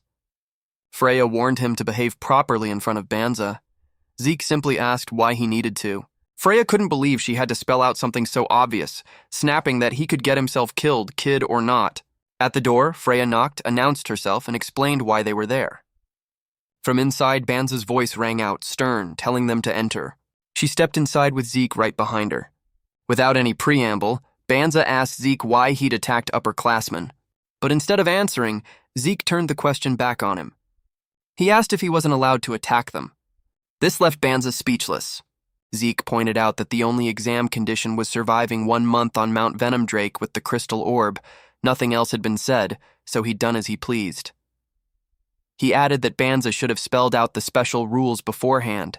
How was anyone supposed to know if no one said anything? Freya couldn't believe Zeke was talking to Banza like this, as if he could just say whatever he wanted. She was about to open her mouth to scold him, when Banza unleashed a terrifying wave of pressure from his body. It was enough to force Freya down onto her knees in fear. Yet Zeke remained standing there, completely unaffected. He even added casually that Banza should stop flexing his intimidation act, since it was getting old. Banza's face froze instantly like a statue. Zeke asked if he'd been called here just to be asked such boring questions. Banza immediately asked how he'd done it. Zeke asked back, "Done what exactly?" Banza said he'd heard Zeke had not only defeated upperclassmen, but had taken down a golem as well. On top of that, Zeke was standing right in front of him, completely unfazed. So he wanted to know how an illegitimate son like him had gained such power. Zeke answered coolly that there was nothing special behind his strength, other than the simple fact that he was just himself. Banza couldn't believe the scene unfolding before him. He said Zeke's behavior matched the reports exactly, but he would still reward him for defeating the golem. Banza gave him a choice, an item from the clan's treasure vault, or the right to access the second floor of the Dragon Hall. Even Freya was surprised, since the clan treasure vault held countless rare artifacts accumulated by generations of clan heads over more than 1,000 years, dating back to the very first Gilfus. The Dragon Hall, meanwhile, housed books, including several now classified as forbidden. The treasure vault held relics from past clan heads, legendary weapons, elixirs, artifacts, and rare items spanning countless eras. It was one of the clan's most prized treasures, guarded under the strictest security, accessible to only a select few. Gaining entry to the second floor of the Dragon Hall required truly outstanding merit. Freya still couldn't believe Banza was willing to reward Zeke after such a display of insolence. Finally, Zeke spoke up and asked why he couldn't just have both. But Banza coldly told him to get out. Before Zeke could even finish his sentence, he was already being dismissed, his face a picture of pure disbelief. Freya quickly grabbed him and dragged him out of the room. As she pulled him along, she told him that receiving a direct reward from the clan head was an enormous honor. While being dragged away, Zeke turned back to leave Banza with one last remark. He said that if Banza kept killing off his own emotions like that, he'd never truly grow stronger. Freya shrieked at him to be quiet right this instant, then bowed her head and thanked Banza on his behalf. Once they were out of the room, Freya immediately exploded, demanding to know how he dared behave like that in front of Banza. She reminded him she'd warned him before they went in, but Zeke insisted he'd already been holding back quite a lot. Freya couldn't understand how he could be so polite to an instructor, yet show no respect at all to the clan head. Zeke calmly pointed out that Banza was his own father. This forced Freya to admit Zeke was no ordinary child, and she asked just who exactly he was. Zeke gave her the exact same answer he'd given Banza. He was simply himself. Freya knew that all of them had drunk ancient dragon blood as infants, but Banza carried the bloodline of a high-ranking ancient dragon king, which was why no one dared defy him. And yet Zeke stood before Banza as calmly as if nothing were wrong. Noticing the confusion on Freya's face, Zeke asked if something was the matter. She didn't answer. In her mind, Freya had already decided she needed to look into Zeke's birth records again. Freya asked which reward Zeke wanted to choose, access to the second floor of the Dragon Hall or an item from the treasure vault. Zeke casually said he wanted both, but Freya shut that down immediately. So in the end, Zeke chose access to the second floor of the Dragon Hall. He made that choice because he knew so little about this era, and he was curious about the new medicines and tools that had emerged over the past 1,000 years. While he was still thinking it over, Langus showed up, buzzing with excitement about getting to visit the Dragon Hall. Zeke turned to him and asked if it was really that exciting. Langus said it absolutely was. He explained that the Dragon Slayer technique and the Dragon Nurture Spear technique they'd already learned were already amazing, but this was a chance to learn something even more impressive. He got so worked up he couldn't stop talking. Just then, Laika showed up too. saying she needed to make the most of her time absorbing knowledge before it ran out. Zeke was surprised there was a time limit. Laika explained it was the rule for anyone entering the first floor. On top of that, each person could only borrow one book, but they could read as much as they wanted during the allotted time, so every minute counted. Laika mentioned she'd heard Zeke had earned the right to enter the Dragon Hall. She was surprised, having assumed he'd pick something from the treasure vault instead. Zeke admitted he'd considered it, but decided knowledge mattered more to him right now. Laika nodded, saying books on the second floor were even rarer than those on the first, especially martial arts manuals. Still, she remained confident that nothing in there could surpass her own Thunder Spirit Greatsword technique. They soon arrived at the Dragon Hall. The instructor announced they'd have only 5 hours inside and stressed the need to stay silent. He advised them to pick out a book to borrow first, then use the remaining time to read freely. Langa said he'd start by picking a suitable martial arts manual within the 3 hours he'd set for himself. The moment they stepped into the Great Hall, they realized finding the right book might actually be more exhausting than the exam itself. The kids were dazzled by the interior. Zeke admitted this library was even more impressive than he'd imagined. Smiling, he decided to see if this place held any knowledge capable of leaving even him wide-eyed. He settled in to leisurely enjoy himself and soak up as much knowledge as he could. Before long, Zeke began to spiral into panic. After cramming an overwhelming amount of information into his head, he couldn't believe just how much knowledge had accumulated over 1,000 years. His brain overloaded, he flopped down onto the floor to digest everything he'd just read. It turned out that roughly 900 years ago, a rift had suddenly torn open in the fabric of space, a crack leading to another world. On the other side lay a chaotic realm called Kansei, the realm of chaos. In that world, monsters known as chaos beasts ran rampant everywhere, and to fight back against them, the people of that world carried a unique kind of primordial energy within them. The Eldragon clan had fought alongside them, shoulder to shoulder. Out of the bonds forged on the battlefield, 4 powerful warriors from that other world married into the Eldragon clan: Topona, Fafnild, Leviath, and Bahamut. They became the ancestors of the 4 great Eldragon clans that still exist today. Zeke realized that the enraged boar back then had been cloaked in a strange black aura, much like Laika's thunder aura. He finally understood why neither of them had registered in his past life memory. They were both things from another world entirely. But what intrigued him even more was something called magic, which he'd come across in one of the books. Since it was a technique entirely new from another world, he wondered why there wasn't a single book teaching how to use it. In his opinion, something like this should have been shelved right next to the history books. While his mind was still being pulverized by information overload, he suddenly heard a voice telling him to keep quiet in the library. Startled, since he couldn't see anyone yet clearly heard a voice, he began to suspect this might be magic. But aside from primordial energy, he couldn't sense anything unusual at all, which only frustrated him further. Just then, he saw a book move on its own, and the voice repeated its warning to stay quiet. Zeke argued there was no way he'd stay quiet in the face of something this interesting. He grabbed a book and demanded whoever was behind this magic show themselves and teach him. Suddenly, Zeke found himself bound by invisible threads and was hurled straight out of the library since closing time had arrived. He landed smoothly on his feet, but was still utterly stunned by what he'd just witnessed. Standing in front of the library, he shouted, demanding they teach him magic properly. Langus ran over to ask what had happened. Laika, too, asked what he'd done to get thrown out. Zeke admitted he'd gotten a little carried away, then asked if they'd found anything interesting.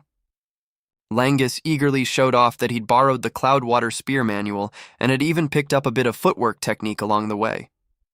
Celine said she'd also learned some footwork and borrowed the Windflower Sword manual. Raymond mentioned he'd practiced the Eldragon Guardian sword style inside the library, and the book he'd borrowed was the Eldragon Guardian Shield manual as well. Zeke couldn't believe every single one of them had picked techniques he himself had created just for fun in his past life. He turned to ask Laika what she'd chosen. She said she'd picked the Greatsword Technique's 3rd volume, along with the upgraded version refined by the 15th clan head. Zeke was surprised to learn that the 15th clan head had also created the Dragon Slayer technique paired with the Dragon's Breath. He realized that a great many techniques he himself had invented were sitting right there in the Dragon Hall, right beside, improved versions of them, which made him wonder if this 15th clan head was the one behind all of it. Zeke had once assumed school would be unbearably dull. But given everything unfolding now, he realized he'd been dead wrong. In the blink of an eye, 5 years had passed. And all of them had grown into bold, fearless teenagers. Banza was inside his office when the commander of the Black Dragon Corps arrived, reporting that a rift had just opened. According to their investigation, there was roughly an 80% chance it contained mana water. Banza noted the rift had opened in a location perfectly suited for water attribute magic. Simply put, anyone who drank that water would become a mage. Those who drank mana water gained a special physical constitution that allowed them to convert true origin energy into magic power. New techniques born from magic were poised to spark an entire revolution. At the same time, fierce territorial wars had broken out over these sources of mana water, known as mana springs. This had become the Age of Magic, an era where the number of mages a clan possessed determined its military might. Yet Eldragon didn't own a single mana spring of its own. So the only way to obtain mana water was to conquer these special rifts. At present, Eldragon had very few mages, Banza included, all of them veterans who'd conquered rifts to earn their power. Even so, clans with their own mana springs still held an overwhelming numerical advantage, which made conquering rifts an absolutely vital mission for Eldragon. Ayan told Banza that, exactly as he'd predicted, the rift's location in the Dragon Flourish Forest was rather troublesome. Not long ago, there had already been a small border skirmish in that very area. Put simply, the Dragon Flourish Forest was a vast woodland lying mostly within Eldragon territory, though part of it stretched into another clan's domain. The other side claimed a larger share of it, and called it the Hound Flourish Forest instead. They were none other than the Cerberus clan. Ayan added that while the rift itself sat mainly within Eldragon's borders, given its scale and position, the special zone it generated around it could very well spill over into Cerberus territory. Knowing how Cerberus typically operated, Ayan was confident they'd move in fast. Banza agreed, saying Cerberus was bound to discover the rift sooner or later. Banza told Ayan to prepare for the possibility of a territorial dispute, just in case, but he wanted to act before Cerberus could get their hands on it. Banza told Ayan to inform every dragon's nest that a selection tournament would be held. Meanwhile, Zeke was at the training grounds, sparring against Raymond, Langus, and Celine all at once. Laika stood off to the side, watching as all three of them charged him simultaneously. After assessing their attacks, Zeke began pointing out their weaknesses. He told Langus he was far too tense, which was sapping the power out of his spear strikes. He told Selene she was fixated purely on speed and number of strikes, but wasn't putting enough force behind them, so she needed to find better balance. As for Raymond, Zeke said he was doing well, but relied too heavily on defense and needed to get used to attacking more. Once he'd broken down all their flaws, he told them to attack him again. As it turned out, Zeke pulled this stunt every single day, and Laika had long since gotten used to his particular brand of madness. Zeke asked what exactly she found so crazy about it. Laika answered that blocking direct attacks without using any true origin energy at all was completely insane. Zeke shot back that it was precisely this kind of training that let the whole group grow stronger without ever needing to rely on their true origin energy. Laika asked if he could at least tell them to stop attacking while he was busy talking. But Langus and the others were, strangely enough, thoroughly enjoying Zeke's brutal training regimen. Laika told them to stop calling Zeke human at all, since even the upperclassmen referred to him as East Hall's genius monster. Zeke simply ignored all of it. He turned to ask Laika if she wanted to join the training. She said she'd love to, but first there was something she needed to tell him. She informed him that they would soon be facing students from the other dragon's nests. Langus was floored by the news, while Raymond wasn't the least bit surprised, having already seen it coming. Zeke asked if this was tied to the next exam. Laika said she didn't know the details. He asked how she'd even found out. Laika explained that simply observing the instructors was enough to piece it together. Zeke realized he'd never paid attention to things like this, and Laika scolded him for lacking the awareness expected of a future clan head candidate. She also warned him to be careful, since West Hall had its own candidate being groomed for the clan head position too. Zeke wasn't the least bit worried. If anything, he was curious to see what this rival had to offer. A few days later, everyone gathered together regardless of rank. Laika was confident this had to do with what they'd just discussed.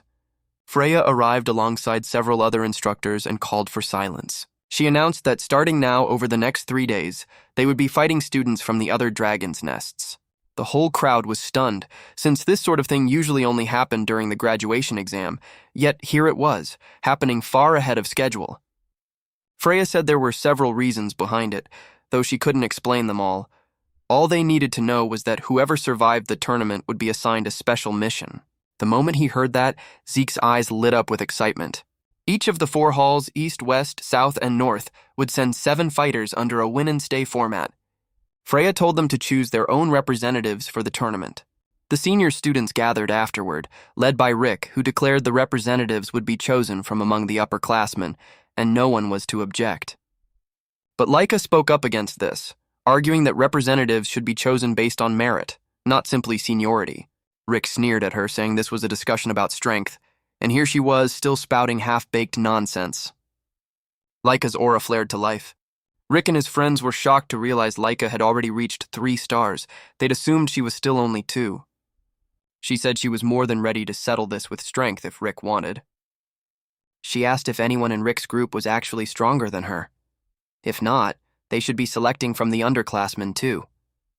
Rick replied that she alone might be strong, but the rest of the underclassmen were nothing but nobodies. Zeke cut in, telling Rick he was being far too loud. Rick snapped and demanded to know what he'd just said. Zeke repeated himself and asked Rick if he really believed upperclassmen could handle a fight against underclassmen. In the end, Zeke suggested they just fight it out until only 7 people remained. Laika said that approach was far too violent and proposed holding qualifying rounds instead, open to anyone who volunteered. She told everyone who wanted to join to raise their hand. Rick agreed, though he still thought it was a waste of time. Laika turned to ask Zeke if he'd join the qualifiers. He answered, of course. He even dragged Langus, Raymond, and Selene into it along with him. All 3 were floored, realizing they were about to fight against senior-year upperclassmen. Zeke told them there was nothing to fear. Since they'd been training with him this whole time, now was simply the time to show the results. Hearing his tone, all 3 understood there was no way out of this. Once the group was set, Laika asked if anyone else wanted to join. Most of the underclassmen hesitated, assuming they had no chance against the upperclassmen. But Zeke argued that fighting seniors would give them incredibly valuable experience. Still, no one seemed convinced, so Zeke simply told Laika this was a great opportunity to see just how tough the senior students really were. The seniors, for their part, figured Laika was the only one worth taking seriously, since the rest were only 2-star at most. Zeke turned back and noticed his teammate's face was tight as a bowstring. He asked what was wrong, and Langus reminded him they were about to face 3-star opponents. Zeke told him that all those years of training together hadn't been for show. He said they'd all done incredibly well, so the best thing they could do now was believe in themselves a little more. Scared as they were, they had to admit it made sense and nodded along. Rick shouted for them to come over so he could teach them a lesson, but only moments later, Rick's group lay sprawled on the ground, thoroughly beaten by Langus and his teammates. Pleased with their performance, Zeke praised the whole group. He noted that Langus had grown noticeably sharper at blocking and finding openings. Selene, meanwhile, handled the multi-strike windflower sword style with real skill. Zeke was also pleased with Raymond's tactics, smoothly switching between shield and sword. Even Laika had grown considerably stronger, and Zeke knew that if things kept going this way, it would only work in their favor. Rick, on the other hand, was utterly stunned, unable to believe a 3-star warrior could lose to a 2-star one. Zeke scolded him for still spouting nonsense when the results were plain as day. With crushing pressure behind his words, Zeke said that age or star count were nothing more than reference numbers. He declared that true strength in battle was decided only by who won. The weaker side simply lost. No exceptions. Rick refused to accept it, insisting star count was strength. Everyone knew that. Zeke replied that star count or not, a pierced heart killed you all the same. Rick still wouldn't listen, shouting that he was a top student. There was no way he'd be shaken by some kid's words. He'd originally planned to go easy, but now he changed his mind. Zeke simply said he was tired of all the talking. If Rick wanted a fight, they should just get to it. He pointed out only 2 of them remained now, and he wanted to see exactly what Rick had trained up. This sent Rick into a rage. He charged forward and activated the Great Strength Fist technique. But Zeke casually threw a single punch that sent him flying.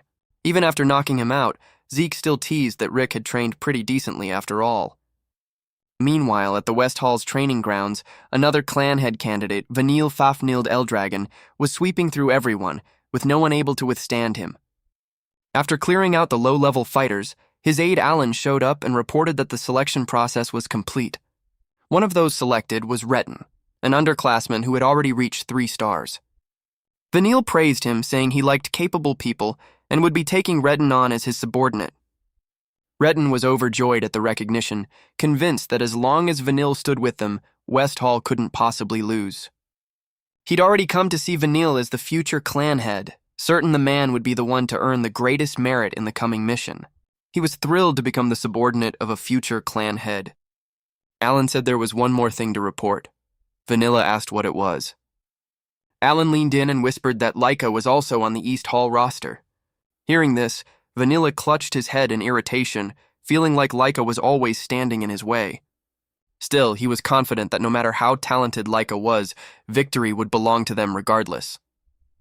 He planned to win, complete the mission, and prove it to everyone. The future clan head's throne belonged to him. Not long after, the students gathered at the arena. Langus remarked on the size of the crowd. Laika explained the crowd was so large because students from every hall had gathered together. Still, many had already been eliminated during the exam, so the numbers had dropped considerably. Those who'd failed weren't present at all. They were branded failed dragons, just like Langus's own father. Even so, Laika encouraged him, pointing out they'd been chosen as East Hall's representatives, which was already something to be proud of. Just then, they noticed something odd about Zeke and asked what was wrong. He answered coolly that he was just gauging the combat strength of every student in the arena. Langus was stunned at first, but quickly reminded himself, well, of course Zeke would be doing something like that. Just then, 2 upperclassmen chosen to represent East Hall. Rick and another girl came rushing over. It turned out that after the qualifying round, they'd realized something was seriously off about him. Rick told Zeke that even though he himself came from failed dragon stock, he genuinely respected the strong. Zeke casually took them under his wing, as effortlessly as picking up a stray vegetable. Looking more closely, Zeke noticed that aside from East Hall, every other representative was 3-star, with not a single 4-star among them. Still, he noted quite a few students had clearly improved, and found himself looking forward to seeing what new tricks they'd bring out this time. Just then, a blonde girl who looked remarkably like Laika rushed over, threw her arms around her, and called out, "Sis!" Zeke, meanwhile, was left mildly bewildered as Sandy kept fussing over Laika, patting her down and asking if anyone had been bullying her. Laika reassured her she was fine. Laika's team had no choice but to ask who this newcomer even was. Laika revealed she was her cousin, Sandy Topona, daughter of the Topona clan's head. Langus and the others nearly fainted on the spot, since Topona was one of the 4 great clans. Sandy asked sharply who Langus and the others were, and Laika answered they were her teammates. Review. Sandy admitted everyone needed friends, sure, but then sneered that Laika was surrounding herself with a bunch of talentless trash. Zeke cut in, saying sooner or later they'd all find out who the real trash was, since everyone would have to fight eventually anyway. Surprised that he'd spoken up, Sandy asked Laika who he was and was told he was a candidate, just like her. The moment she heard that, she guessed at once that Zeke was the illegitimate son everyone had been gossiping about. She acted surprised that a bastard child was even alive and well. Laika immediately scolded her for being so rude. Caught off guard by the reprimand, Sandy reminded her that Zeke was, after all, her rival. Sandy kept running her mouth, pointing out that Langus and the others hadn't even reached 3 stars yet, proof enough that East Hall's quality was subpar. Zeke merely warned, gently, that looking down on others long enough tends to come back and bite you. Furious, Sandy reminded him he was nothing but an illegitimate child, with no backing beyond his ties to the clan head's bloodline. She couldn't believe he dared talk back to her, while Zeke insisted it had simply been a piece of sincere advice. Just as Sandy was about to explode, North Hall's representative, Aegis Van Bled, stepped in and asked her to stop causing trouble for the other teams. Sandy was annoyed that Aegis had interrupted right as she was about to blow her top. Aegis said he had no choice but to step in, since the tournament was about to start. Right after that, a terrifying wave of pressure swept into the arena. It belonged to none other than the captain of the Golden Dragon Knights, Instructor Mantric, also known as the Terror Instructor. Mantric announced the tournament would be single elimination between the 4 halls, split into 2 matchups, with the winners advancing to the finals. He added that every match would be one-on-one, with fighters taking the field in an order predetermined by each hall. Out of the 7 fighters per hall, whichever side took down 4 opponents first would win, and once the order was set, it couldn't be changed. He stressed that the fighting order itself was part of the strategy, and finally revealed that whoever was selected would receive a special mission. Hearing that, Zeke grinned as if he'd just won the lottery. When Mantrix said the mission was of tremendous importance to the Eldragon clan, and that whoever took it would earn great merit, both Vanilla and Laika immediately concluded this was a major step toward becoming clan head. After going over the rules, Mantrix announced it was time for the drawing, calling each hall's representative up one by one to draw a stone. West Hall, represented by Vanille, was called up first. He drew a stone and walked back. The instant she saw Vanille, Laika's expression changed at once. Zeke asked if she knew him. Laika told him Vanille was the West Hall clan head candidate she'd mentioned before. Hearing that only made Zeke more interested. He could see that Vanille and the rest of West Hall were all solid, seasoned fighters. Even though the other halls had been well trained too, Zeke could tell West Hall was on an entirely different level. He also spotted Retin and recalled that the boy had actually shown real promise back at the entrance exam. Zeke smiled, guessing Retin must have trained ferociously to reach 3 stars at such a young age. Meanwhile, a few students in the stands jeered at Langus, calling him a loser and asking why on earth he was even on the representative team. Raymond asked worriedly if Langus was all right. Langus stammered before answering, but insisted he was fine. Next, North Hall was called up, followed by South Hall.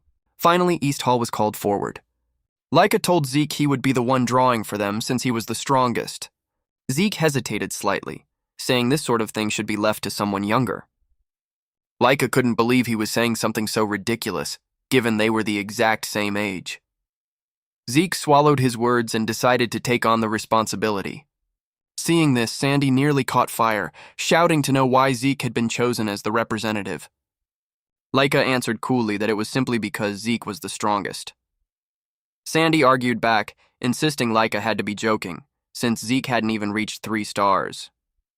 Sandy reminded her that this whole thing was really a contest between her and Vanille over the clan head position. Laika told her cousin to calm down, since their side wasn't exactly a pushover either. Once all the representatives had drawn their stones, Mantrix told them to channel ether into them. South Hall's and West Hall's stones glowed red, while East Hall's and North Hall's glowed blue. Mantrix explained this would decide the matchups. Specifically, the first round would pit East Hall against North Hall, and West Hall against South Hall. Hearing they'd be facing North Hall, Langus and the others were terrified, since the other side had a guy who looked like a walking tank, not looking anything like a student at all. Laika was worried too, since her first match would put her against Sandy. Sandy, for her part, was more than ready to teach Laika a lesson and remind her of her place. Laika made it clear she had no intention of backing down. The atmosphere was quickly turning into a full-blown cousin versus cousin showdown. Aegis turned to Zeke and said he was looking forward to their match. Zeke replied that he felt the exact same way. As East Hall and North Hall prepared to face off, the other 2 halls settled in to watch the drama unfold. Still fired up from their training, Rick assured Zeke he would help the team secure the win. Laika noticed Rick was quite tense and just hoped he wouldn't crash and burn. The first match had Rick facing off against a North Hall student. The match began. Rick struck first while Zeke watched on, curious how it would all play out. Laika said that given the situation, this match would be intense. Zeke nodded, saying that in combat nothing was ever absolute. Still, Zeke confidently declared himself the exception, since his own victory was already a foregone conclusion. Laika was left speechless, pointing out that no one had even asked whether he'd win. Dropping the theatrics, Zeke said that in terms of raw strength, the North Hall fighter wasn't much stronger than Rick. He was confident Rick would win if he fought at his true level, and Laika agreed. She pointed out this was the first time they'd fought in front of such a massive crowd, so the pressure had shot through the roof. Zeke agreed with that too, but he noted that Aegis and Sandy were on an entirely different level. He said both of them were nearly at 4 stars already, so pressure meant nothing to them. He guessed Sandy's fighting style would resemble Laika's given they were family. Not long after, the first match ended with North Hall taking the win.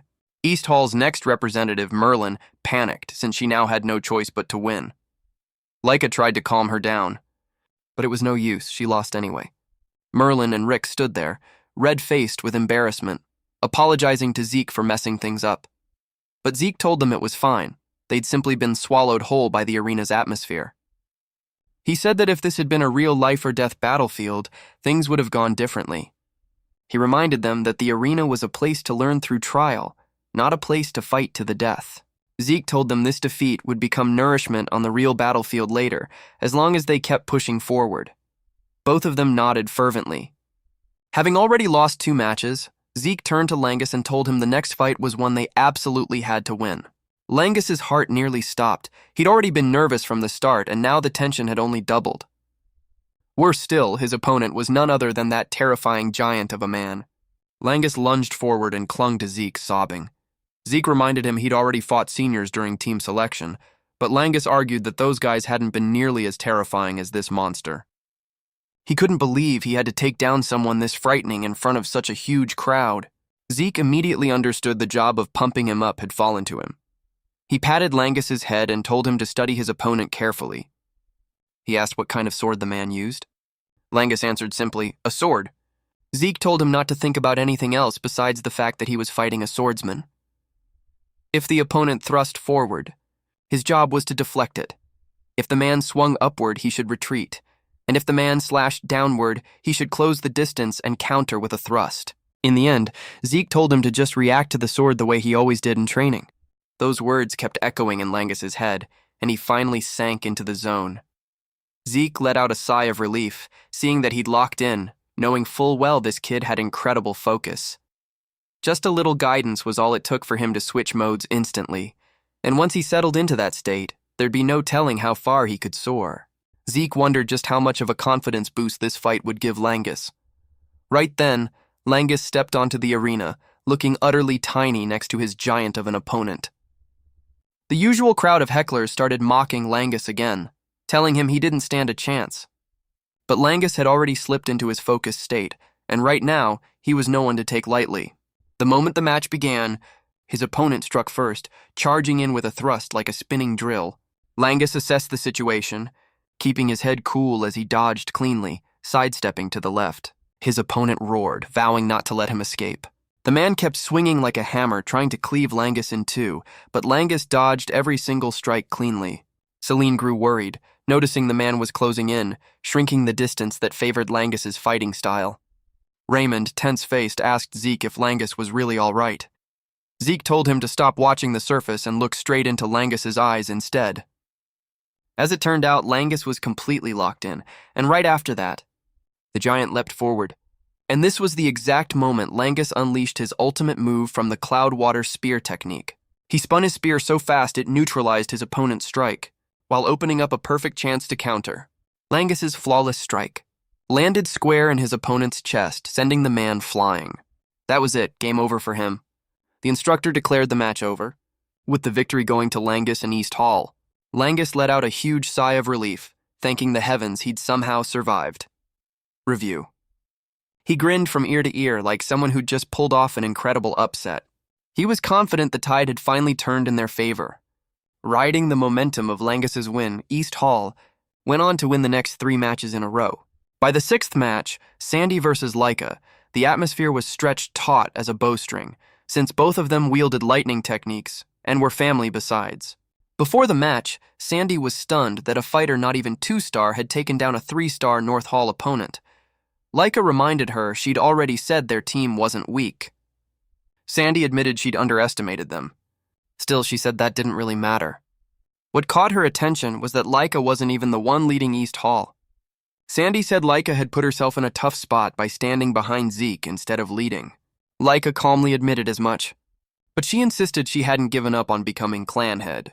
She pointed her sword at Sandy, confident she could win. Sandy decided it was time to show her exactly who the real boss was.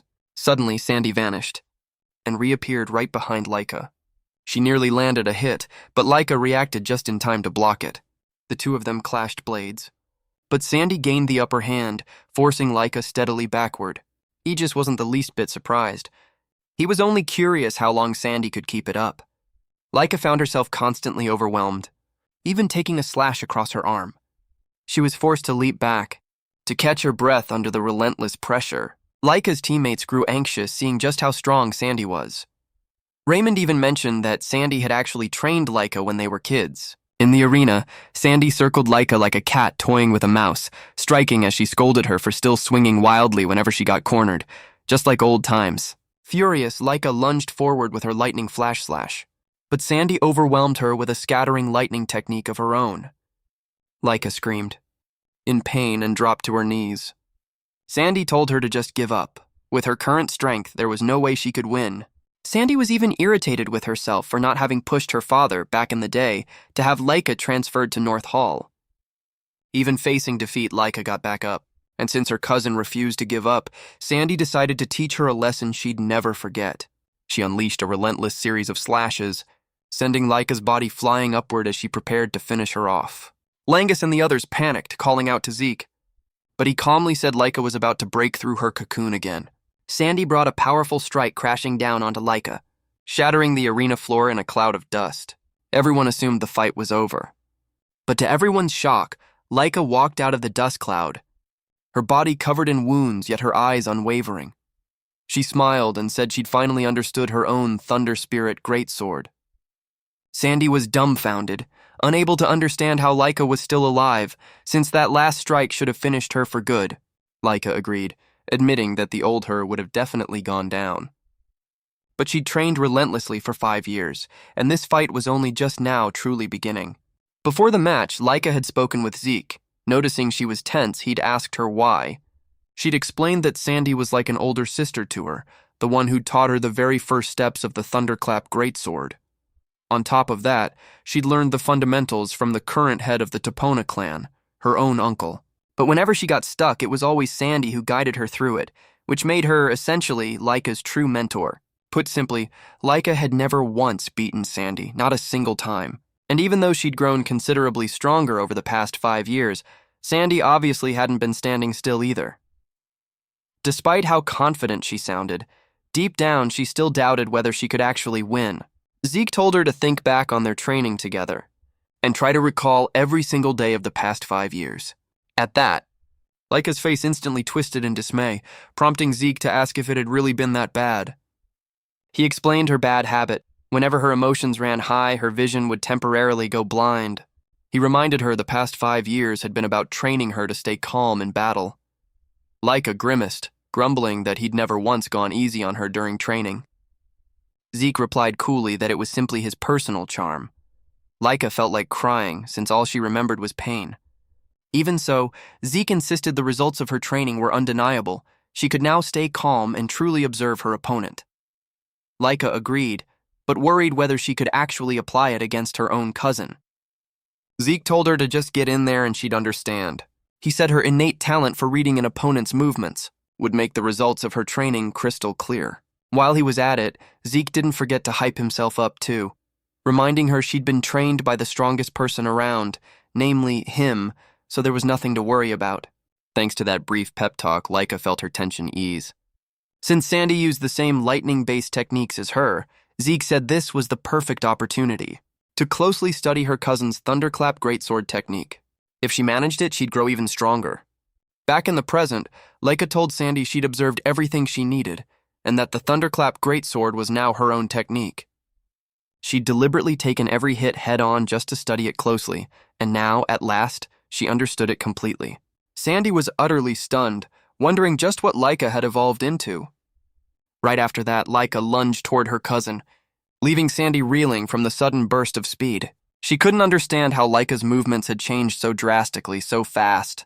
While Sandy's mind was still reeling, Laika told her she now understood the Thunderclap greatsword completely. Sandy refused to believe Laika could learn and replicate a technique mid-battle all at once. Up in the stands, Langus and the others were jumping for joy at Laika's stunning turnaround. Zeke smiled, saying that fighting someone who shared the same technique taught you an enormous amount. Rick asked why Laika's movements had changed. Zeke revealed she'd absorbed her cousin's swordsmanship right there in the middle of the fight, the direct result of blocking attacks while calmly observing at the same time. He explained that Laika used to lose control so easily that all she'd ever see was her own blade. But now it was different. She could stay clear-headed enough to actually study her opponent mid-fight. By observing a swordsmanship identical to her own, she'd reached an entirely new level. As the fight continued, Sandy still believed Laika couldn't possibly surpass her. But she quickly realized just how wrong she was. She unleashed a lightning strike, but Laika charged straight through it, striking back as she spoke. She'd survived plenty of training sessions with Zeke that nearly cost her everything. Leaping in to close the distance, she declared it was time to unleash her own ultimate technique. Laika unleashed her new technique, the Thunderclap Greatsword Heaven's Thunder, and completely overwhelmed Sandy. Sandy screamed in pain, and right before passing out, she admitted Laika had finally surpassed her. With that, East Hall was declared the winner. Even Vanille was stunned by what he just witnessed. Laika returned to her teammates, and Zeke praised her for a job well done. He was a little disappointed his own turn hadn't come around yet, while Laika was simply happy the outcome had been decided right on her turn. Still, if she had lost, Zeke would have had to face Aegis instead. Zeke asked if she knew anything about him. Laika said she didn't know him personally, but he was quite famous. According to rumor, Aegis was the greatest genius the Van Bled clan had ever produced. Zeke confirmed as much himself, since even at a glance, the man was clearly far stronger than everyone else. Laika found herself wondering what would happen if Zeke actually fought him. Just then, the instructor announced East Hall had won. But surprisingly, he added that the tournament would continue until every match had been played. Everyone was confused, since winning 4 matches should have ended it right there. Zeke, too, wondered what the real purpose behind this was. But either way, he didn't really care, since he was about to get his match against the genius Aegis. As the two of them stepped onto the arena, Aegis looked genuinely delighted to get his fight, even though North Hall had already lost. Zeke was surprised at just how hungry the man was for a fight. Aegis noted that Zeke was East Hall's representative, even though Laika was still around, which only made him more curious. Aegis pointed out that while Zeke might carry the clan head's bloodline, he was still only 2-star, whereas Laika, the one they called 3-star, hadn't even bothered stepping up as representative. Because of this wild card, Aegis said he was even more eager to fight him. Delighted to hear that, Zeke said the two of them were clearly on the same wavelength. He said he wanted this fight just as badly, and the moment Aegis heard that, his excitement shot through the roof. Aegis drew his sword, ready for battle. Zeke, meanwhile, just hoped for a good time. It had been ages since he'd faced a real swordsman. Aegis struck first, closing the distance in the blink of an eye. Zeke had to admit his approach speed was almost unbelievably fast. The instant he closed in, Aegis activated a sword technique, erasing all trace of his blade's presence entirely. Zeke was equal parts baffled and impressed by the move, but still managed to dodge in time. Aegis thought he had it in the bag, but was shocked when Zeke twisted his body to dodge, slipping into a food shot. Review. Zeke complimented his clever wordplay and urged him to unleash another move. Obliging him, Aegis unleashed a different technique, the sword wave, making his blade's movements even harder to predict. It looked like a rushing torrent of water, and Zeke had underestimated it at first, but quickly had to reposition once he realized just how dangerous this technique actually was. He leapt up to dodge, praising the move as he dodged, admitting he wasn't quite ready to get sliced open yet. Without hesitation, Aegis switched to a lightning element skill, boosting his closing speed even further. Seeing this, Zeke had no choice but to admit Aegis truly was a genius. His techniques were simply too unpredictable. His strikes weren't just fast, they hit hard too. Sharp and clean, exactly as they should be. Zeke guessed this guy couldn't possibly pull off techniques like these, without having pushed his body training to its absolute limit. Zeke kept dodging. Aegis, meanwhile, grew more impressed by the second, since he still couldn't pin Zeke down. He complimented Zeke and asked how he'd trained. Zeke told him if he was curious, he should focus on the fight instead. But Zeke figured that conversation could wait. Right now, he decided it was time to strike. He surged forward, unleashing an enhanced punch. Surprisingly, Aegis blocked it effortlessly with his sword, even absorbing the force of the blow. Even so, Aegis was impressed, remarking that Zeke's strength was so absurd it didn't feel like a dual star at all. Zeke, in turn, was equally surprised by how quickly Aegis adapted to his fighting style, far beyond what he'd expected. Aegis asked if he'd finished his observation, since he was already starting to counterattack. Zeke confirmed it, and Aegis was stunned to realize he'd already grasped his entire fighting style. That meant there was no more reason to hold back. Aegis leapt in. Zeke assumed he'd repeat one of his earlier moves, but He immediately realized he was wrong the moment he sensed the afterimage. By then, Aegis had already closed the distance, and his blade grazed across Zeke's chest. Zeke barely managed to dodge in time, but still came away with a shallow cut. Smiling, Aegis told him he still had plenty more tricks up his sleeve. A true battle junkie through and through, Zeke broke into a grin. A huge one, since this fight was clearly about to get even more thrilling. A while later, Sandy came to, realizing she had lost. Her teammates rushed over to check on her, and apologized for having lost their own matches too.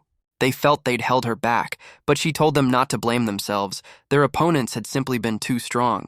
She encouraged them to try harder next time so they wouldn't lose again. She guessed West Hall and South Hall must have already started their match. But her teammates said not yet, and pointed toward the arena, where an absolutely brutal fight was already underway. Sandy turned to look, and froze at the sight of Zeke and Aegis going at each other like two lunatics. Studying the technique Aegis was using, she realized he was fighting with everything he had. Seeing Zeke calmly weathering Aegis's full power, Sandy recalled Leica's words, that Zeke was the strongest of them all. In the arena, Aegis tried yet another new technique, but it proved just as useless, leaving him to wonder just what kind of body Zeke actually had. Zeke revealed he'd poured enormous effort into conditioning his basic physical strength. Deep down, Aegis had to nod in agreement and decided he'd need to start conditioning his own body too. After studying Aegis's fighting style and current potential, Zeke guessed this man would become someone truly formidable down the road. On top of that, this fight made him realize just how much had changed between his era and now. Put simply, 1,000 years ago, the essence of martial arts had lain in the strike itself. Combat, at its core, was about expressing all things through one's own personal technique.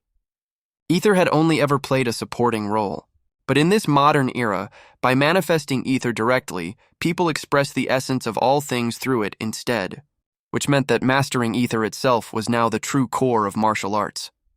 Zeke smiled with newfound confidence, having finally grasped it, even though he'd spent so long chasing after mere technique before this. He grinned like a predator, never expecting 1,000 years' worth of change could be this fascinating. Aegis, meanwhile, was genuinely impressed that Zeke had already unraveled every single one of his techniques so far. Up in the stands, Langus grumbled that the two of them had been fighting for 2 straight hours with no sign of stopping. Leica told him the match was about to end.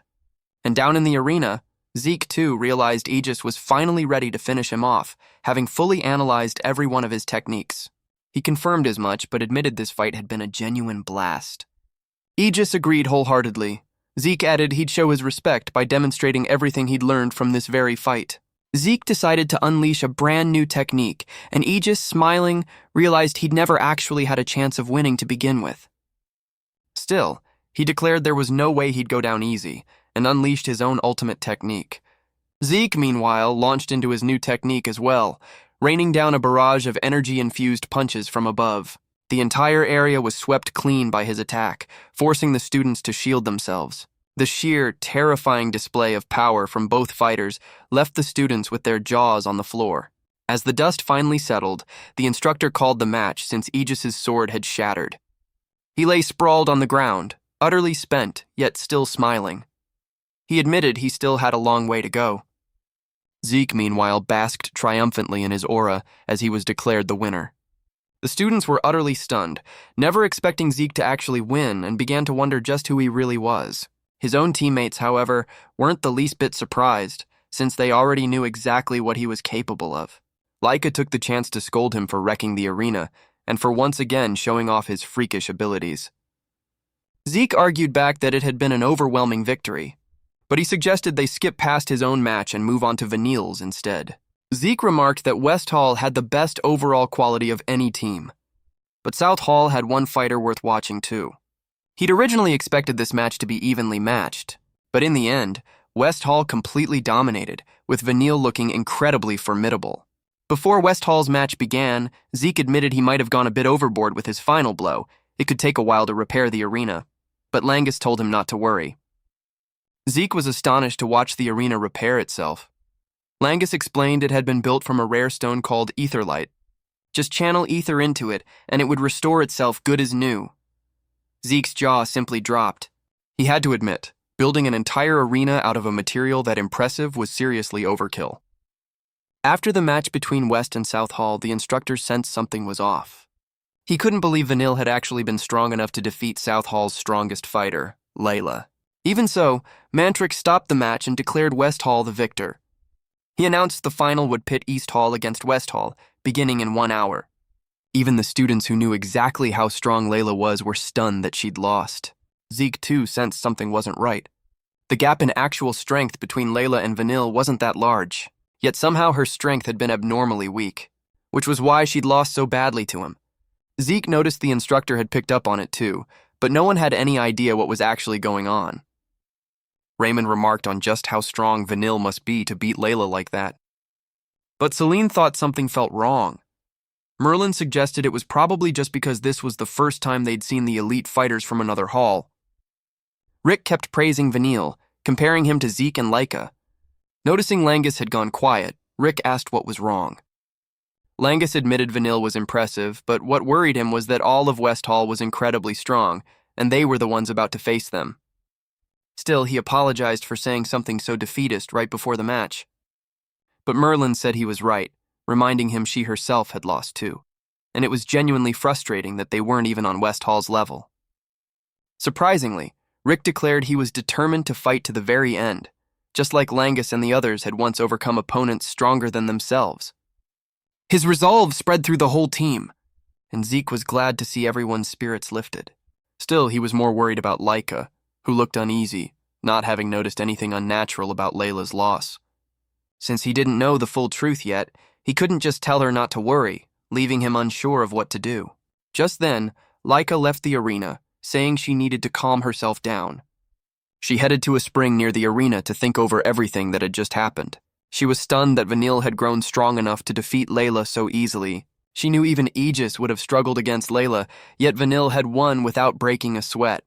Laika recalled the last time she'd fought Vanille. She'd been 5 years old and she'd lost. Ever since, she'd trained relentlessly to get her revenge, and until now, she'd believed she'd finally caught up. Still, she knew that if things kept going this way, Vanille's next opponent would be Zeke. She felt a small wave of relief at not having to face Vanille herself, but hated herself for accepting defeat before she'd even had the chance to fight him. A few minutes later, Vanille showed up to taunt her. Laika told him to get lost, insisting she had nothing to say to him. Vanilla mocked her, saying that if he became clan head, she could become his wife. Laika snapped back that she was the one who would become clan head. He reminded her she couldn't possibly win, since he'd already seen the gap between them clearly. Furious, Laika told him to shut his mouth, but Vanilla pressed her to accept the truth that she stood no chance. He told her she should just give up and submit to him, promising he'd treat her well. Laika swatted his hand away, told him to shut it, and stormed off in fury. Once she'd left, Vanille turned to Alan, reminding him of what needed to be done. Alan asked how he planned to deal with Zeke, and Vanille suggested they carry out the plan right during the match. Alan thought they should strike first, since Zeke seemed dangerously strong. Vanille agreed, but noted Zeke was far too sharp. If they tried anything before the match, he might catch on. Besides, he reminded Alan that Zeke had a habit of deliberately taking hits, which made it easy to slip whatever they needed onto him mid-fight.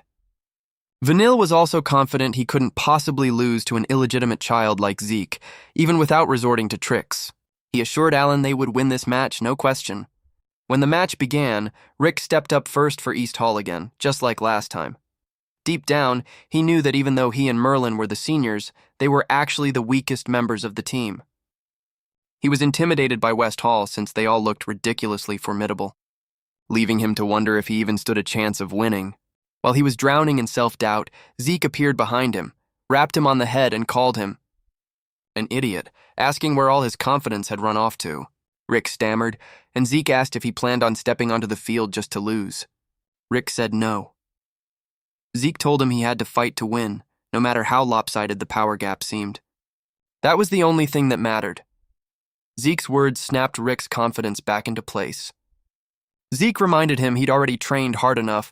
All he needed now was a bit more confidence. Zeke decided to send him off with a parting gift and told him to relax his shoulders. Rick looked confused. Zeke explained that the Great Strength Fist was a technique for concentrating power into a single point, but if you tensed up too much, that power would just scatter uselessly. He demonstrated it for him and told him to relax his whole body. Thanks to Zeke's pointer, Rick let out an excited shout, saying he'd finally gotten it. Zeke then sent him off toward the arena. After Rick left, Laika walked over and asked Zeke how he knew so much about so many different martial arts. Zeke said her question was rather silly since the only answer was that he was simply himself. Laika couldn't believe that was his answer and admitted it really had been a dumb question. Preparing to fight, Rick studied his opponent and recognized he was quite strong, having already proven it in the last round. Still, Rick had no intention of losing. His opponent noticed his expression and mocked him, reminding him he'd already lost to North Hall once, so he shouldn't get cocky. Rick shot back that he wasn't the same person anymore. But the man didn't buy it. The moment the referee started the match, he charged straight at Rick with a dagger. He sneered that a few hours of talk couldn't change anything, then rushed in with a powerful technique. But Rick blocked it using his aura. Annoyed that Rick's block had looked even cooler than his attack, the man pressed forward with more strikes. This time his blows came even fiercer, a flurry of slashes that left Rick reeling in pain. He kept taunting him, throwing Rick's own words about having changed back in his face. By now, Rick looked utterly battered, but he admitted his opponent really was strong, and he still had no intention of giving up. He threw a punch, but it was dodged with ease, and he was countered, taking a slash in return. Rick cried out in pain and sank into his own thoughts, wondering how he could possibly keep up with this guy. Right then, he remembered Zeke's advice, to relax and channel all his power into a single point. At that exact moment, his opponent charged in again, and this time Rick was ready. The man's strike landed clean, but to his shock, Rick was smiling, telling him he now had him right where he wanted. The man startled, realizing Rick had caught his blade barehanded. With the distance closed, Rick unleashed a devastating punch that sent him flying, all the way until he slammed into the wall. Without hesitation, the referee called the match immediately, declaring Rick the winner.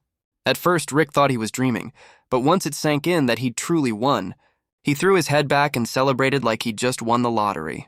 His opponent refused to believe he'd lost, and when he finally made it back to Vanille, he was sent flying by a furious punch. With a face full of fury, Vanille turned to the rest of the team and reminded them their job was to crush East Hall completely. Afterward, Merlin stepped up onto the arena floor, and Rick cheered her on, telling her she could do it. A few seconds later, the second match began. Merlin came out swinging with real force. She unleashed a sword technique, the rocket slash, but her opponent dodged it and countered with a spear. Her own attack left her side wide open, and before she could even process it, the man drove a devastating blow straight into her stomach, sending Merlin crumpling to the ground. He didn't stop there, continuing to rain down brutal blows. Her teammates watched, torn between horror and rage. Rick wanted to charge in, but Raymond held him back, warning that interfering would get them disqualified. The referee then declared the match over, with the win going to West Hall. The man even stomped on Merlin to show off his dominance. Her friends rushed over to check on her at once. Things looked dire. She wasn't responding at all. Zeke stood back as everyone else tried to help her. His expression had turned chillingly cold at what he'd just witnessed. Raymond and the others argued with the West Hall fighter, insisting he'd taken things way too far. While they shouted at him, the man calmly replied that someone from West Hall like himself simply didn't believe in holding back during a fight. Their only job, he said, was to crush the enemy completely. Laika stepped forward and asked if this had been Vanille's order. The man silently confirmed it, adding that they could always just quit if they wanted. He pointed out that the referee hadn't stopped the match because Merlin still had the will to fight, which was exactly why he'd had to break her spirit completely. Realizing that arguing with Laika and the others was pointless, he turned away and told them to worry about themselves first, warning that everyone would end up just like Merlin. The next opponent, Retin, stepped onto the arena, saying they were welcome to quit if they wanted. He called out to Langus, his opponent, asking if he planned to surrender. He started spewing trash talk, asking if Langus wanted to get beaten down again, just like back in their village. Retin even called him a worm. This set Laika off, but Langus told her to stay calm, insisting everything was fine. He stood up and said he wouldn't run away this time. He was finally ready to overcome Retin once and for all. Retin was equal parts stunned and furious that Langus had actually dared talk back to him. As the match was about to start, Langus suddenly heard Zeke's voice echo in his head, which startled him. Before he could even ask what was happening, Zeke told him to ignore it. It was just replaying an experience from a few years back. Still, Zeke explained he was doing this because he had a piece of advice to share. He told him there was a saying, "Clouds drift freely, water flows without end." Zeke told him to picture that image whenever things got tough, which only left Langus more confused than ever. Only when the referee called his name did he remember he was about to fight Retin. The referee declared the match underway, and Langus struck first. He used his water-based technique to attack Retin, but Retin blocked it with his discharge/sword technique, mocking him even as he parried. The moment he'd blocked, Retin counterattacked, forcing Langus backward. Langus barely managed to block with his spear. Retin sneered that he was all talk and nothing else. Before he could even process it, Retin had already closed in again. He unleashed the serpent slash, his blade weaving like a snake, and cut into Langus's side, leaving him wincing in pain. Langus was stunned. He'd thought he'd blocked it, but the strike had curved around at the last second. Retin laughed at him for even attempting a counter. Langus stayed resolute, but even though he managed to force the blow down into the ground, the counterattack proved too much to withstand. Retin knocked him flying, and his fall triggered a massive explosion. Langus's teammates panicked, watching him get beaten around like a punching bag. Langus, too, was worried since every time he tried to neutralize an attack to counter, his opponent turned it right back against him. Retin caught on to what he was trying to do and told him that countering was exactly his own specialty. He declared flatly that he was simply better than Langus. Langus refused to believe it, but Retin grabbed him by the head and sneered that the son of a faux dragon could never be strong. In the end, he was just as much a nobody as his father. Langus tried to defend his father's honor, but Retin shouted right in his face, calling his father nothing but a fraud. Retin kicked him to the ground, declaring he could never defeat a true dragon like himself. As Langus lay on the ground, kicked around like a dog, all his will to fight seemed to drain away. He could only curl up and take the beating, letting his own insecurity swallow him whole. He'd always believed he was weak, but now he began to wonder if he really was a fraud after all. Just then, a memory surfaced of himself and his father fishing together by a lake. His father had asked if he enjoyed fishing, and he'd answered that he did. His father had smiled and said he too loved fishing while watching the clouds and the water. Langus had been surprised that his father brought up clouds and water, the exact same phrase Zeke had said right before the match. His father had told him that watching the clouds and water, you'd realize just how small human worries really were, and that someday, he too would understand. Back in the present, Langus began murmuring those very words.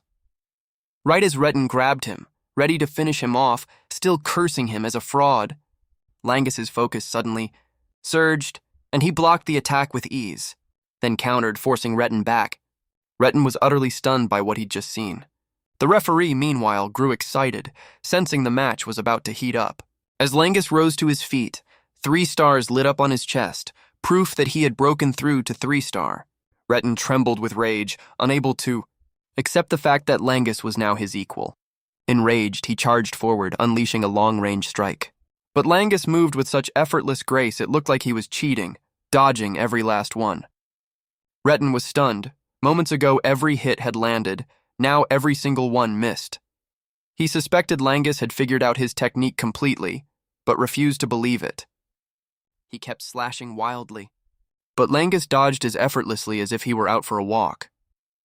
Watching Langus move, Laika was utterly stunned. Zeke told her Langus had drawn closer to the true essence of the technique. Not understanding what he meant by essence, Laika asked, and Zeke explained. Clouds drift unhurried, water babbles on. No matter what happens, they never stop, they simply adapt, absorbing every force and carrying it away. Zeke admitted he himself had only brushed against that truth briefly in his own match earlier, but Langus was truly mastering it, right here, right now.